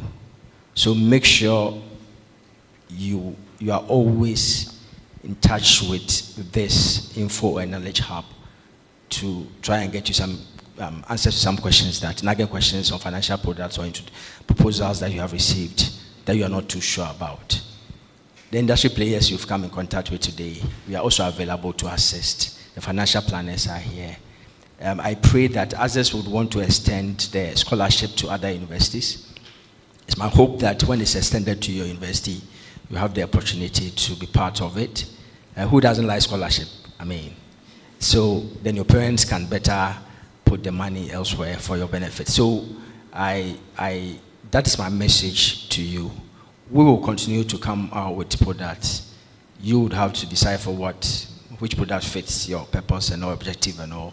But if you are not sure, this group is where you have to come for the answers, because they are in touch with, should I say, experts who can advise you accordingly. Thank you very much. Thank you. Last but not the least. We had a peer review just recently, and a colleague asked me, what do we need to do in order to be successful? 3 things. Number 1, what I said was that you need to invest. Number 2, invest. Number 3, continue to invest. So no matter how much you are earning now, if you don't cultivate the habit of investing, there is no way you can start investing when you start getting the bigger money. So that is my number 1 advice to you. Number 2, let's make a thorough and meticulous research in every investment we want to go into. All of us are eyewitnesses to recently what has happened to a lot of people because they want to get huge profit. What has happened to them? We don't want to mention names. We don't want to become victims. Today, most students want to delve into cryptocurrency and online business and all quick rich pyramid schemes and all that. Please, the warning is that these pyramid schemes has a saturation level. Once it reaches that target, there is no way you can make a profit. You will definitely lose your money. So make conscious effort to do a lot of research on every investment that you are doing. My last and certainly not the least has to do with as to whether as young ones you need to have insurance or not. Yes, you need to have insurance because it's a form of a savings for you. All of us sitting here, should we lose anyone, be it a parent, grandparent, in-laws, whatever it is, definitely we are involved some way in the other. So make sure you at least buy some insurance depending on your financial capacity. And when I entered, I had a chance to talk to Professor Enoch Ajiman, one of the panelists. It happened that he has insurance policy with us, so he was able to respond. And I asked him whether he has an inflation protector on his policy, and he said no, and was asking me, is he around? He was asking what it does. Now what it does is that with time, your money that you have invested continue to depreciate. The inflation protector you have chosen kicks in. So for example, if I am to have, let's say, 100,000 Ghana cedis when I lose someone in death, that's 100,000 today. In the next 10 years, the money is going to be the same, but the value is certainly going to depreciate.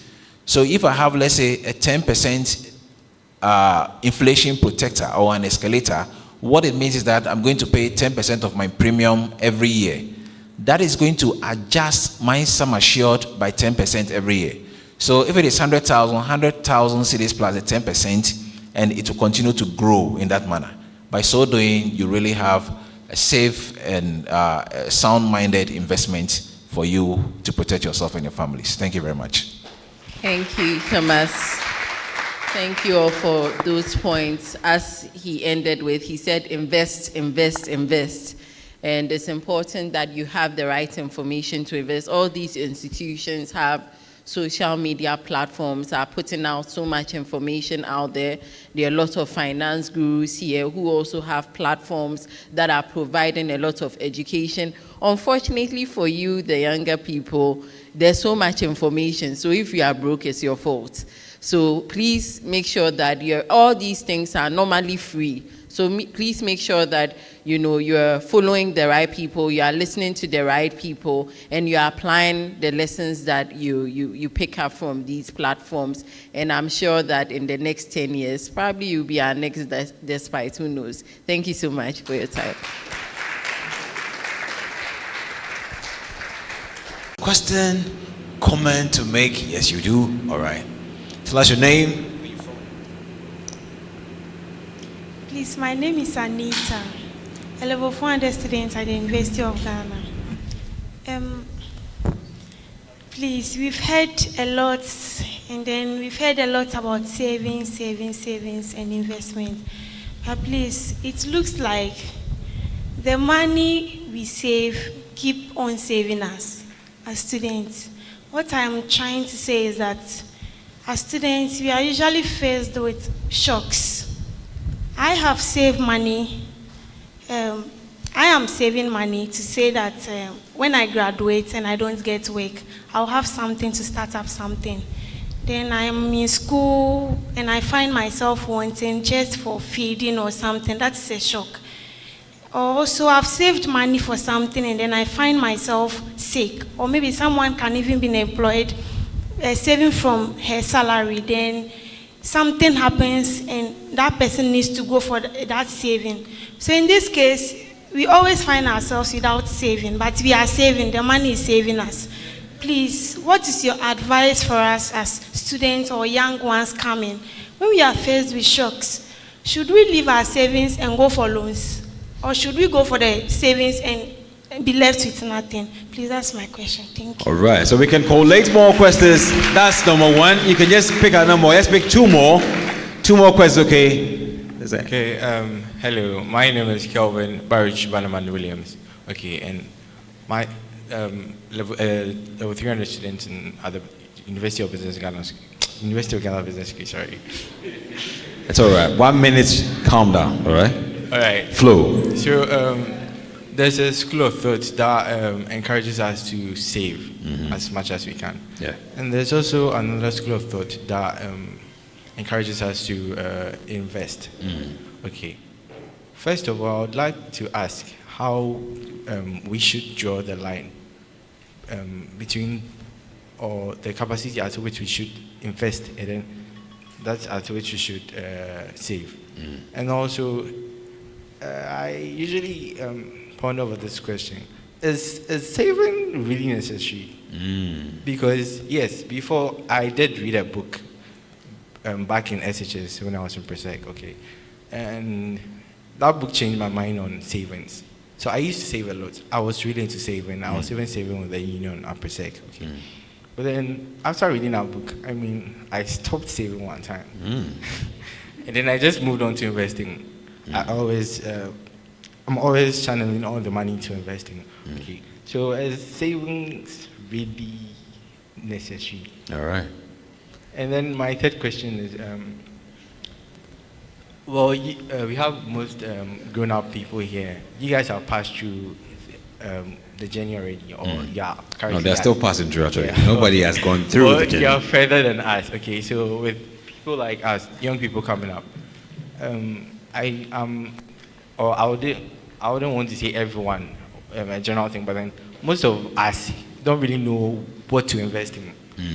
Or what kind of investment instruments we should go up for. Yeah. Okay, so if there's anyone here who can throw light on that and then probably give us a recommended one or something. I don't know if you get it. Okay. Great. All right. One more? Is there questions? There are a lot, right? Yeah. Let's do the first three, okay? First three, then we may have to come back if we can. Okay, please, my question is to Prudential Insurance concerning Mekakawa. Please, I want to know the 3 CDs. Is it 3 CD for a week, for a month? I want to know. Thank you. Mekakawa. All right, you guys know more about it. Okay, so 3 questions up. Okay. So thank you very much. My name is Jordan from University of Professional Studies, Accra, and I'm in level 200 students. So based on the financial literacy, as we said, is the ability to understand and also being able to manage your finances really well.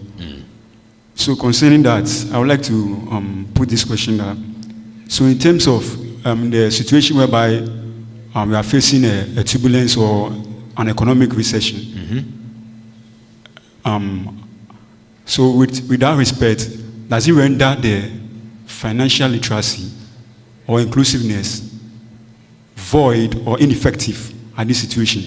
Because if you are going through an economic recession, how will you apply this financial literacy with respect to this situation? Okay. Because relating it to the DDP that went on, many bonds investments were slashed and were given. They had a haircut. Right? Sure. And were given a periodic time for that amount. Yeah. So I want an answer to that. Thank you very much. Okay. Are we taking one more? Okay, one more, then let's hear from the experts. Your questions will be answered. All right, thank you. My name is Joyce Ewenam. All right. A level 400 student in UG. So my first question is to Miss Priscilla. She spoke about their innovative hub. So I want to ask that, is the opportunity limited to just those who are having accounts with them or just their customers, or is open to anybody at all? All right. And also my second question is on entrepreneurship, though this is not an entrepreneurship summit, but I think talking about financial literacy, we still have something to do about entrepreneurship. So I'm actually having an investment that I'm looking at the end of not this year or probably some years to come, to start a business with. But the money is there, it is being preserved and it is appreciating, but the business idea is not coming. So what do I do? So those are the questions. Thank you. Okay, thank you so much, nice people, for your questions. We would have to pass the mic to the experts to also profile the advice on your questions. I believe that experts, you're able to note them down and know who to answer what. All right. Okay, somebody asked a question about the Prudential Life Insurance Mikakrawa. The Mikakrawa is actually a monthly premium of 3 Ghana cedis. In fact, the range is from 3 Ghana cedis, maximum is 45 Ghana cedis. So if you dial on mobile MTN *778#, it will give you the various levels of cover. So we have 3 Ghana cedis, maximum 45 Ghana cedis. So depending on your financial capacity, you will be deducted. We are doing this in collaboration with MTN, so you'll be deducted. The next deduction comes automatically on the anniversary of the policy. So if, for example, today is 15th, next month on the 15th, the system will start trying to deduct you for subsequent months. So that is how it works. It's a monthly premium. Thank you. Great. And we also had another one on whether savings and shocks. I don't know if you're taking yes, and so you save and your money saves you. So I get the picture. Hand to mouth. Well, I think the framers of the Pensions Act envisaged that. You said, what's your name? Anita. So they knew you were going to ask this question at this point. So when you think about saving, I think the other panelists might deal with the saving and investment part, but they can't work in isolation. So, because when you save and the money is not invested, you lose value. I think my big man spoke about it, but I think one of the panelists might answer that. So, when you have an objective to save, you remember during my earlier presentation, I said that we are in need of money, and sometimes when you get more, then expenditure dials your number and you spend more. Okay? You may have to. So the framers of law thought that if the person is saving into a pension pot, pension, so the mindset is that it's up towards retirement, it's a long term.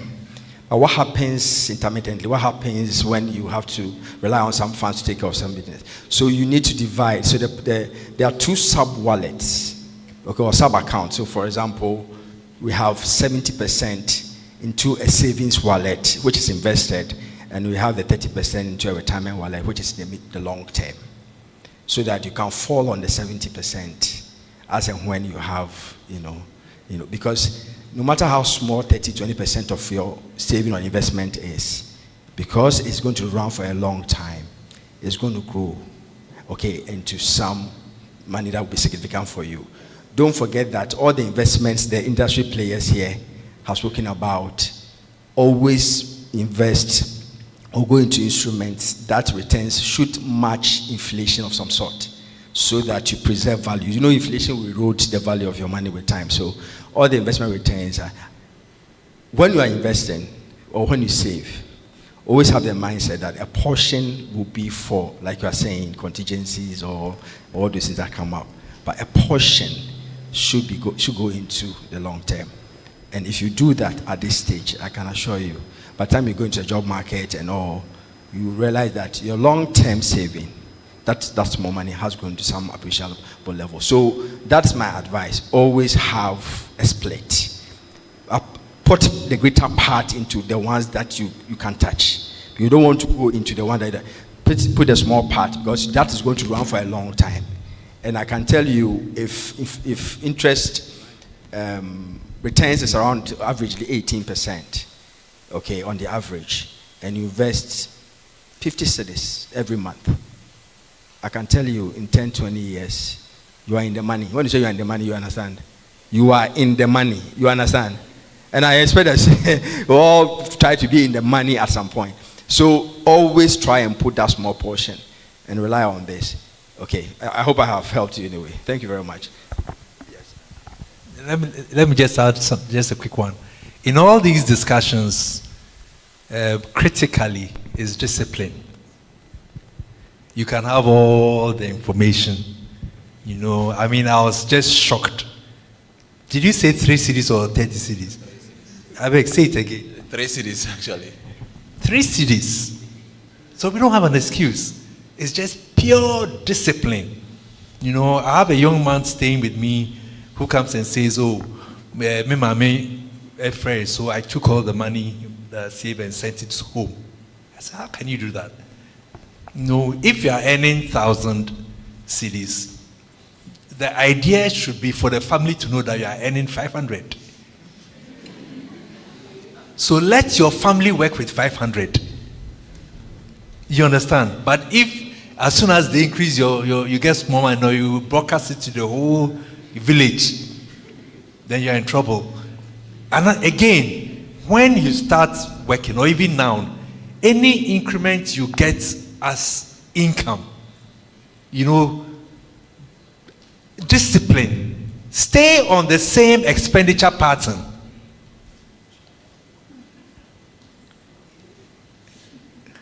Okay, time. So, you know how many years I've used these shoes?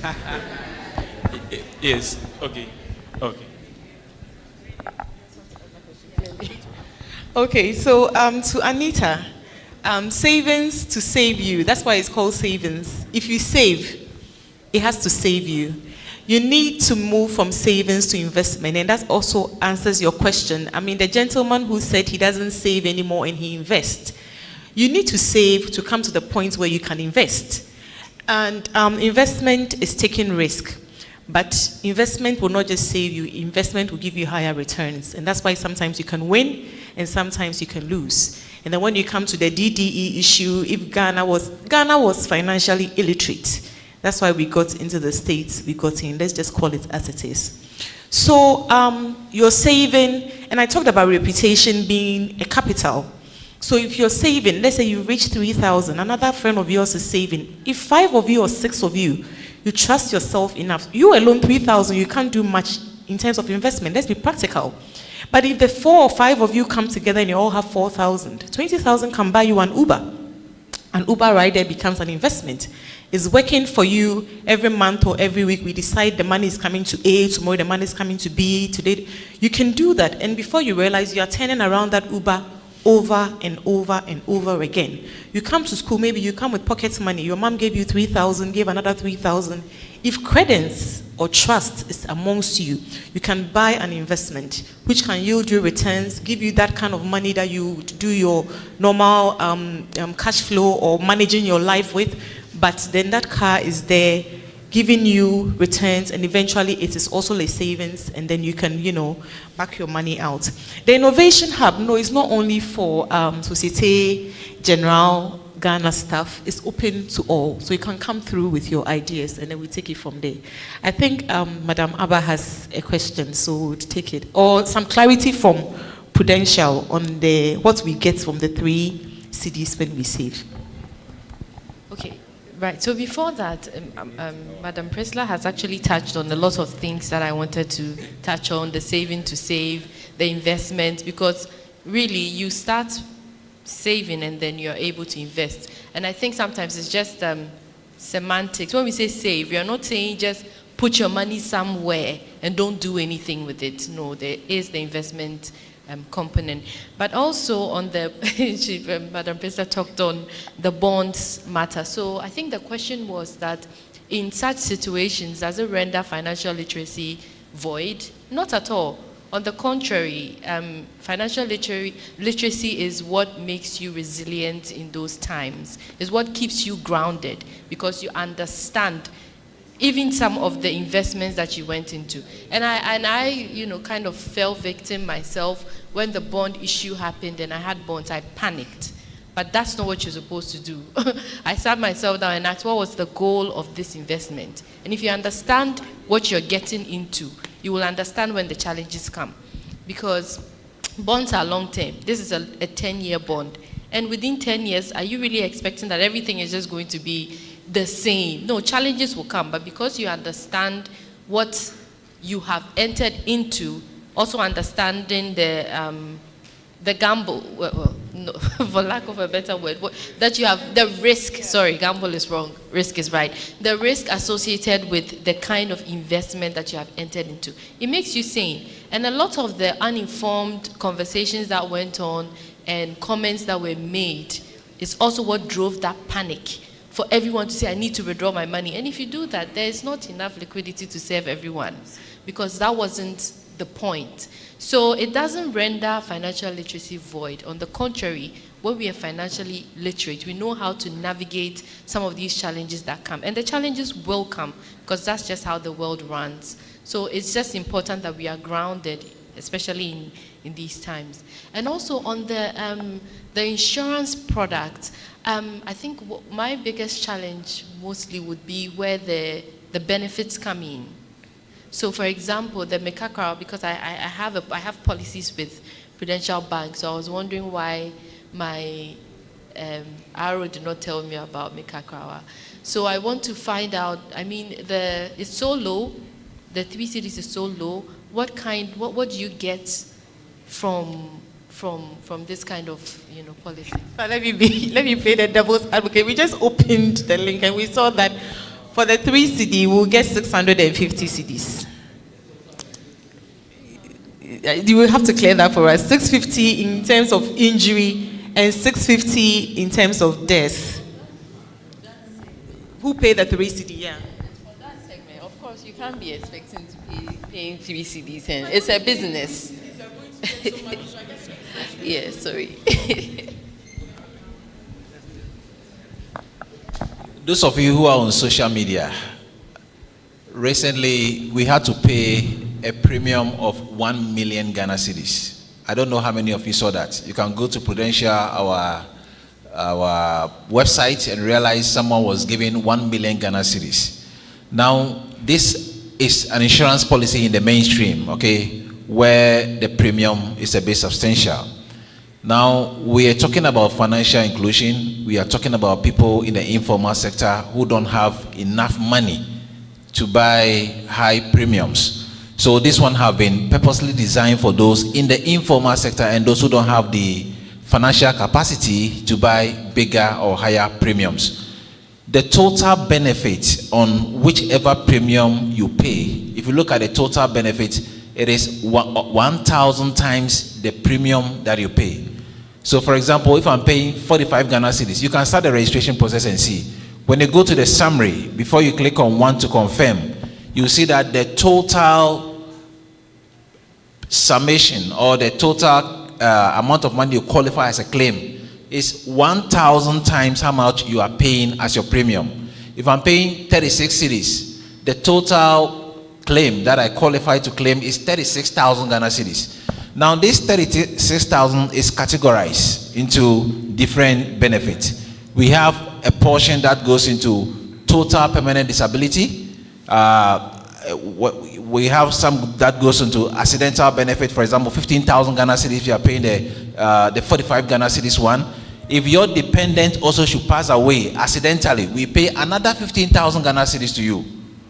Yes. So lump this together, we say your benefit is up to 1,000 times how much you pay as your premium.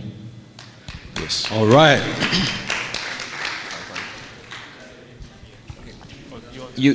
Yeah. So just to help Anita, Access has a micro pension product where you register on the USSD star 1860 hash. No, the 1860 is you can't forget. You know why? Because in Ghana you come of age at 18 and you retire at 60, right? So it works on MTN and Vodafone. When you register that for the micro pension bit, it's you set a mandate on your wallet, like Momo wallet or something, and I think the minimum is 10 cedi. So what happens is that once you set it up, you need money on it to trigger it. But once you set it up, it means automatically a portion of your money goes into the retirement. That's the 3 cedi, and then 7 cedi will go into your savings wallet. So when you want to withdraw and when you want to save yourself, you dial the same star 1860. Go back to withdraw out of the 70% how much you have contributed. You get that? But of course, it's an investment. You're able to use the same platform to track how your investment is also doing. All right? Okay. Thank you. Thank you. Wonderful. I think a question was raised on financial literacy and if the current economic landscape renders it void or useless, for the lack of a better word. And Abba spoke to it, right? And I think it's a very important question. It's a little controversial, but I didn't want us to leave without addressing it, because that's the mentality of the country right now, is that, if government bonds that were supposed to be very safe, that were risk-free, have rendered us or have put us in this difficult situation, then what is safe, right? What should we do? And the fact of the matter is, let me start here. We are all students. I'm also a student. I'm learning every day. And we learn different things, right? If you learn A and B, depending on the question that's asked on a test or in the exam room, you would apply theory A or theory B. The same applies to financial literacy, right? The important thing is to have they say knowledge is power, is to have that knowledge. And then you apply it as and when you face certain situations. So a lot of money is actually made during economic downturns, during bad times, right? You just need to know, to be aware of it and know what to do. So for instance, in a time where things are not going well, stock prices are low, most people will say, oh, this stock price is 50 pesos. I don't want to buy it, right? I want to buy a stock price that's 10 cedis. Now, if you go ahead and buy that stock at 50 pesos, you can buy more. The good thing is that these are cycles. At some point in time, we'll go back to very good times. Now, that's when a financially literate person would have applied a certain portion of that information or knowledge that you have to be able to take advantage of a downturn or bad economic times, so that when we get to the part where we are at the peak of our economic cycle, the assets that you were able to acquire, the investments that you were able to acquire at very, very low and cheap prices are now valued at higher or have higher values. And so you're able to make more money. And that's how a lot of the Warren Buffetts, those big investment guys, big billionaires in the world that we know of, a lot of them have made their money in bad times. So bad times don't render the knowledge that you're acquiring here void, right? It's actually more important now to be able to have that information and apply it, and then know how to apply it, right? So that when you are in those specific situations or those specific scenarios, you know what to apply, and you put yourself in a better and more resilient, as Abba said, position. Right. All right, thank you so much. All right, so I would like to add this, make the clarification on savings and investment. I am Emmanuel, the University of Ghana Business School Vice President and an accounting student.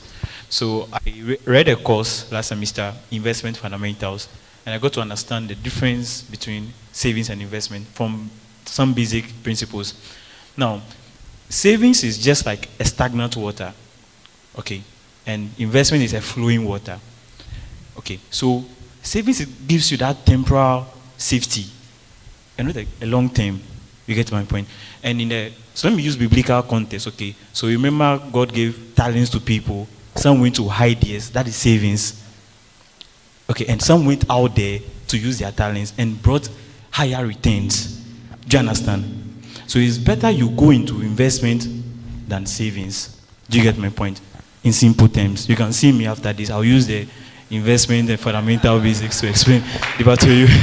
All right. So then, the other aspect has got to do with as a leader, I wanted to take up PruBuddy from Prudential Life Insurance. I got in touch with the dean. We tried working on it, and one lecturer asked me that, look, these insurance companies will not tell you entirely everything.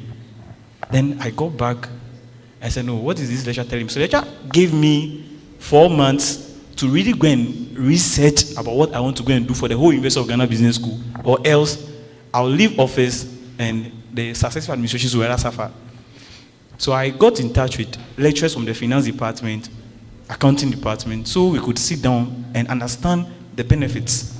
Because one, when you talk about death, there will be there will be a death issue, and the insurance company will tell you specifically that in the death policy, that wasn't what they were looking for, and they only give you the benefit. They look at the causative agent. If the causative agent isn't something natural, they don't give it to you. But you were paying for the premium all this while. So this is the opportunity, because in 200, when we were in 200, a lady had a very serious accident, and we had to, the colleagues who knew the situation, had to use our own money to take care of her and all those things. So as a student leader, I wanted to put up that thing before I leave. So I'll get in touch with Prudential Life so we'll better understand their benefits. Then we'll take it from there. Thank you very much. Appropriately, put your hands together for yourselves. I believe that it is good to continue the conversation afterwards with the various stakeholders if you want to know more. But that is where time can afford us. So put your hands together for yourselves. And there is a big surprise for you all, a big information. I'll invite Mr. Peter Sawenyako to bust out the information to you. Hello. Hi. I hope you have enjoyed your time here. Great. So something small on savings and investing. We save with the intention to spend money, and we invest with the intention to earn money. And one way you can spend your money is to invest it. And so you have to start by saving before you invest. You can't put all your money in the bank and think you are creating wealth. No. Your money must work hard as you are working. So you need to move from savings to investing. So both are essential. Both are essential. Thank you. So April is Financial Literacy Month, and as part of the activities, we will be doing market outreach. And we want volunteers for the market outreach. And as students, we want to include you. And so what we do is we take you through a series of trainings, and then we go to the marketplace. You get the opportunity to engage with a market woman one-on-one, share information with the market woman, educate the market woman. So you are being an agent of transformation. And so we will need some of you to join the team. You can talk to your president.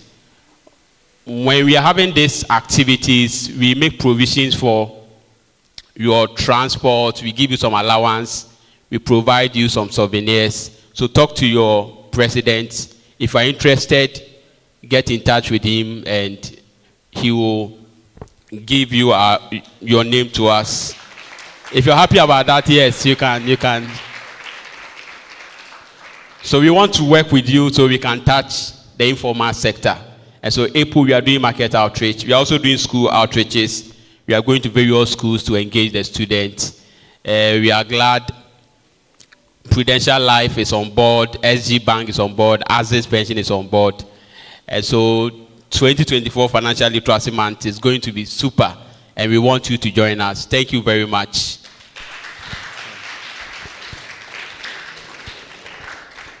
Thank you so much. I would have to invite one more person to do what we call the notes of gratitude for today. And sincerely, I may have to take a little bit of his time and share with some of the students who, in the beginning, were tasked to have a brainstorm and come up with very important points. And students, I really want to take this very, very important opportunity from you.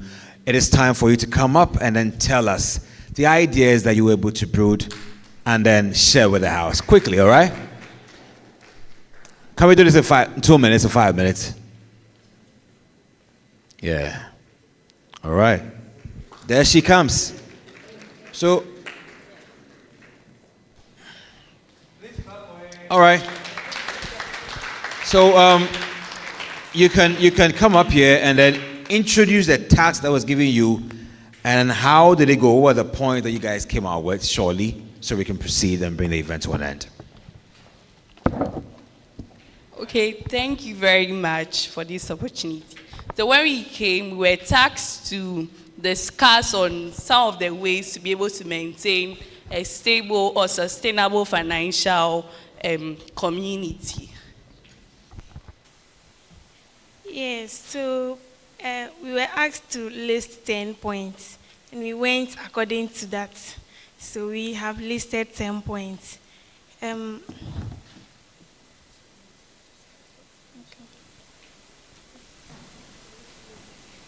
Okay, so we began by explaining our own understanding about financial literacy, because that time we hadn't started. So she started by explaining, and we had knowledge from some of our friends about their understanding. So after that, when she's done explaining what we thought on it, before I'll list out the points. Thank you. Okay, so before we started, we went into the definitions or the meaning of what financial literacy actually meant. And what we came out was how financial literacy was how to manage or understand or prepare budgets. Yes, so we also dive deep about we knowing the implication of taxes, how to prepare budgets, and how to be able to manage our money very well. Yeah. Yes, so after she was done explaining and we started mentioning the points about how to build a sustainable financial literacy community, yes. So we first listed the problems and the solutions in building sustainable financial literacy communities. So the first problem we mentioned was we always look at the great people at the top without knowing where they started from. So that was one of the problems we mentioned. Like great people, we know that this person is doing well financially, he is rich, but we don't know where he started from for us to know the steps he took to be able to get to that level. So we discussed among ourselves how we'll be able to know their beginning, because it's not easy. You can't go and ask the person, how did you start? No, we can't do that. So we discussed among ourselves. The second, our second point is risk. Risk. When you are trying to build a sustainable financial literacy community, we are faced with risk. Some has already been mentioned. Economic recession and other stuff. There are risks that come up in trying to build financial literacy community, someone may be doubting whatever you are saying due to all that is going on. Government bonds are not, didn't work. Then what else will work? That is a risk, which means that when you go to a community, trying to talk to people, trying to build a sustainable financial community, you will not get them because there are risks among them. They are facing problems which will not help us to build that. So we discussed among ourselves how we can be able to do that. So our third point is knowing our business environment. They spoke about investment. Someone may save money and try to invest into a business, and all of a sudden, the business collapses, and then that is the end of the money. The money has moved from savings to investment, and the investment didn't work. You've lost both the savings and the investment. The money is gone. So we discussed among ourselves how we can be able to solve that problem. And our third point is identifying our stakeholders. We had people that their financial activities affect us, affect our financial activities, which means that someone's saving or investment can affect my savings and investment, which means that there are people that we call them stakeholders, which means their activities may affect us, whilst our activities may also affect them. Let me talk about, when we discussed among ourselves, we spoke about interest rates and other stuff. It is likely to affect us. And we also spoke about how to create money without money. We are students. We want to start a business. You don't even have savings. Can you move to investment without savings? Which means, can you start a business without you having anything in your account? Can you learn a trade and start a business with it? Which means you are starting an investment without savings. Is it possible? We discussed among ourselves about that. And then our fifth point was, practicing financial discipline. As I said, the money I save keep on saving me. So what are we supposed to do? How can I be able to prevent that? So we spoke about practicing financial discipline. When you need it, know when to touch it and when not to touch it. Even when you say that you are supposed to save everything and 50 cedis at the end of every month, don't say that this month the money will not reach me, so I can't be able to save the 50 cedis. We spoke about financial discipline. Seventh point, please, we are left with just 4. I'll finish right now. Please, our seventh point was learning to maximize our assets and minimize liabilities during expenditure. Please, they've already spoken about it, and we discussed that among ourselves earlier. Please, our 8th point was educating the public financially. As we said, we are all students here. I don't think there is any market woman here. I don't think there is any farmer here. How can we be able to spread the good news? By educating the people wherever we find ourselves.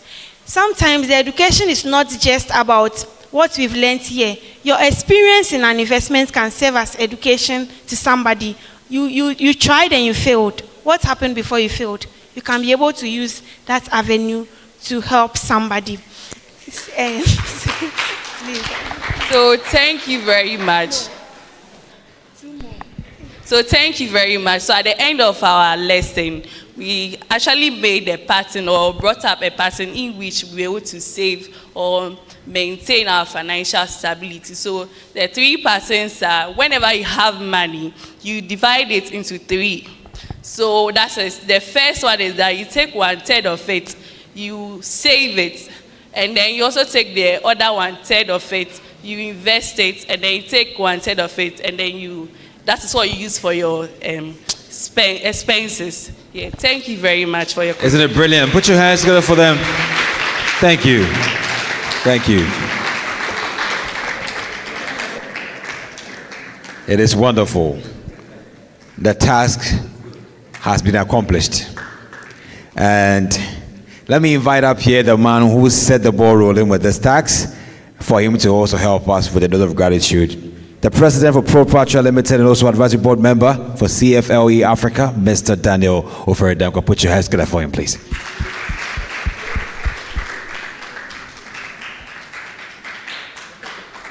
Thank you very much. I think you should give yourselves big, big, big, big. You can do better. I think you can do better.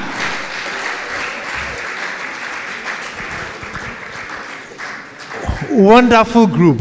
Wonderful, wonderful, wonderful. So we had an arrangement that I'll deliver some meat pie and a drink, and then you deliver 10 points for this topic today. And so I duly delivered my, did I?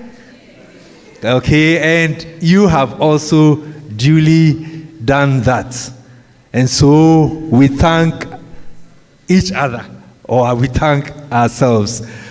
And so time is fast spent. I just want all of us as students, I'm just going to just mention one things that I think you can use your phone and just take note, so that when we leave here, we can continue to think about, we can continue to research, and we can continue to act on them. Are we ready? So number one, the first word, N. And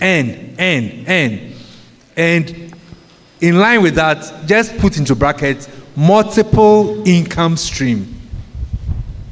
N, multiple income stream. Number two, share what you earn.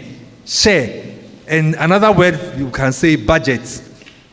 And that's why we said, don't tell your village family that they've increased your salary.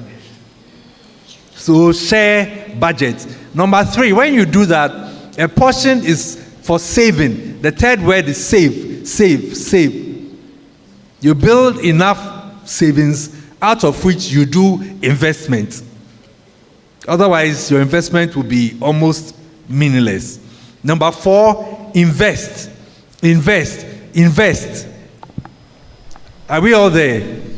And into brackets, number four, into brackets, put there, not bet way. The only way. What was the other one? Super sport. Super bet. The only way. Put there. I'll come and look at your phones. Number five, insurance.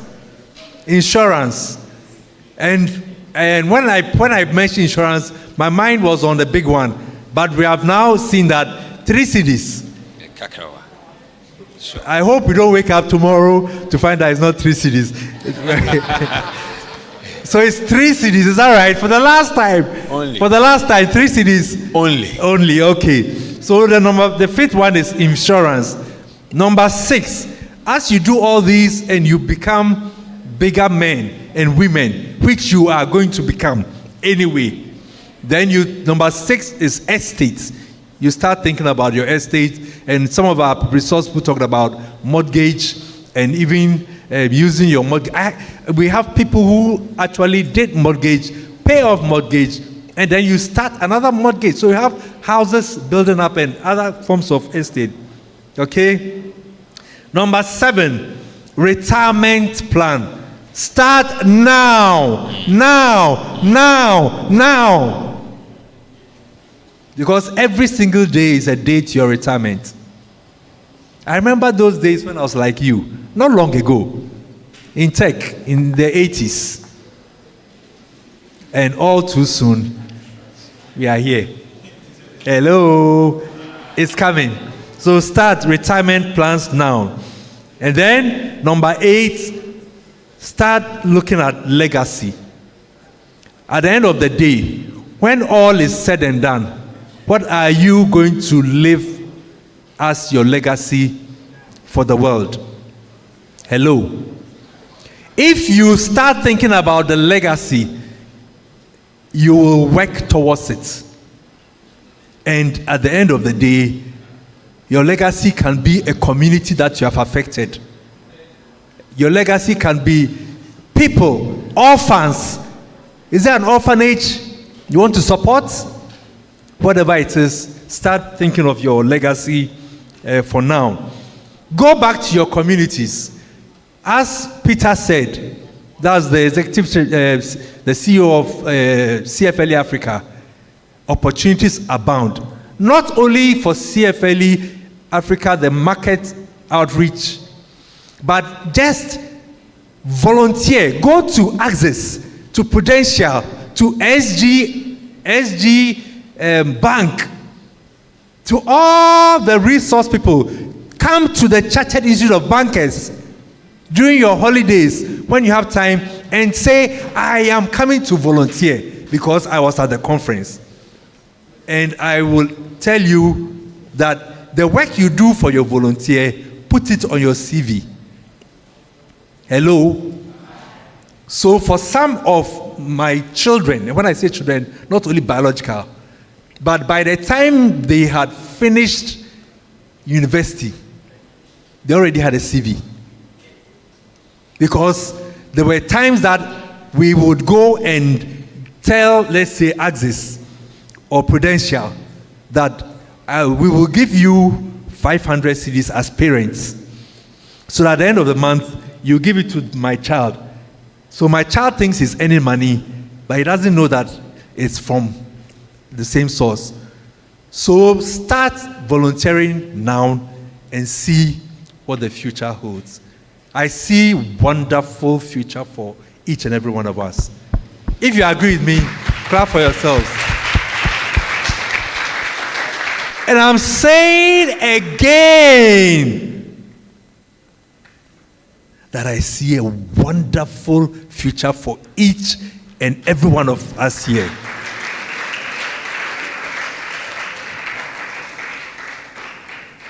Take yourself as your first company. You yourself, you are the managing director. What's your name? Wambi. Kwame. Okay, I'm also Kwame. So, Kwame Limited. Say Kwame Limited. So, every one of us, take yourself as your first company. And how you will manage yourself is the same way. The principles are the same that you will manage a company. And so on that note, we want to say thank you for the wonderful resource people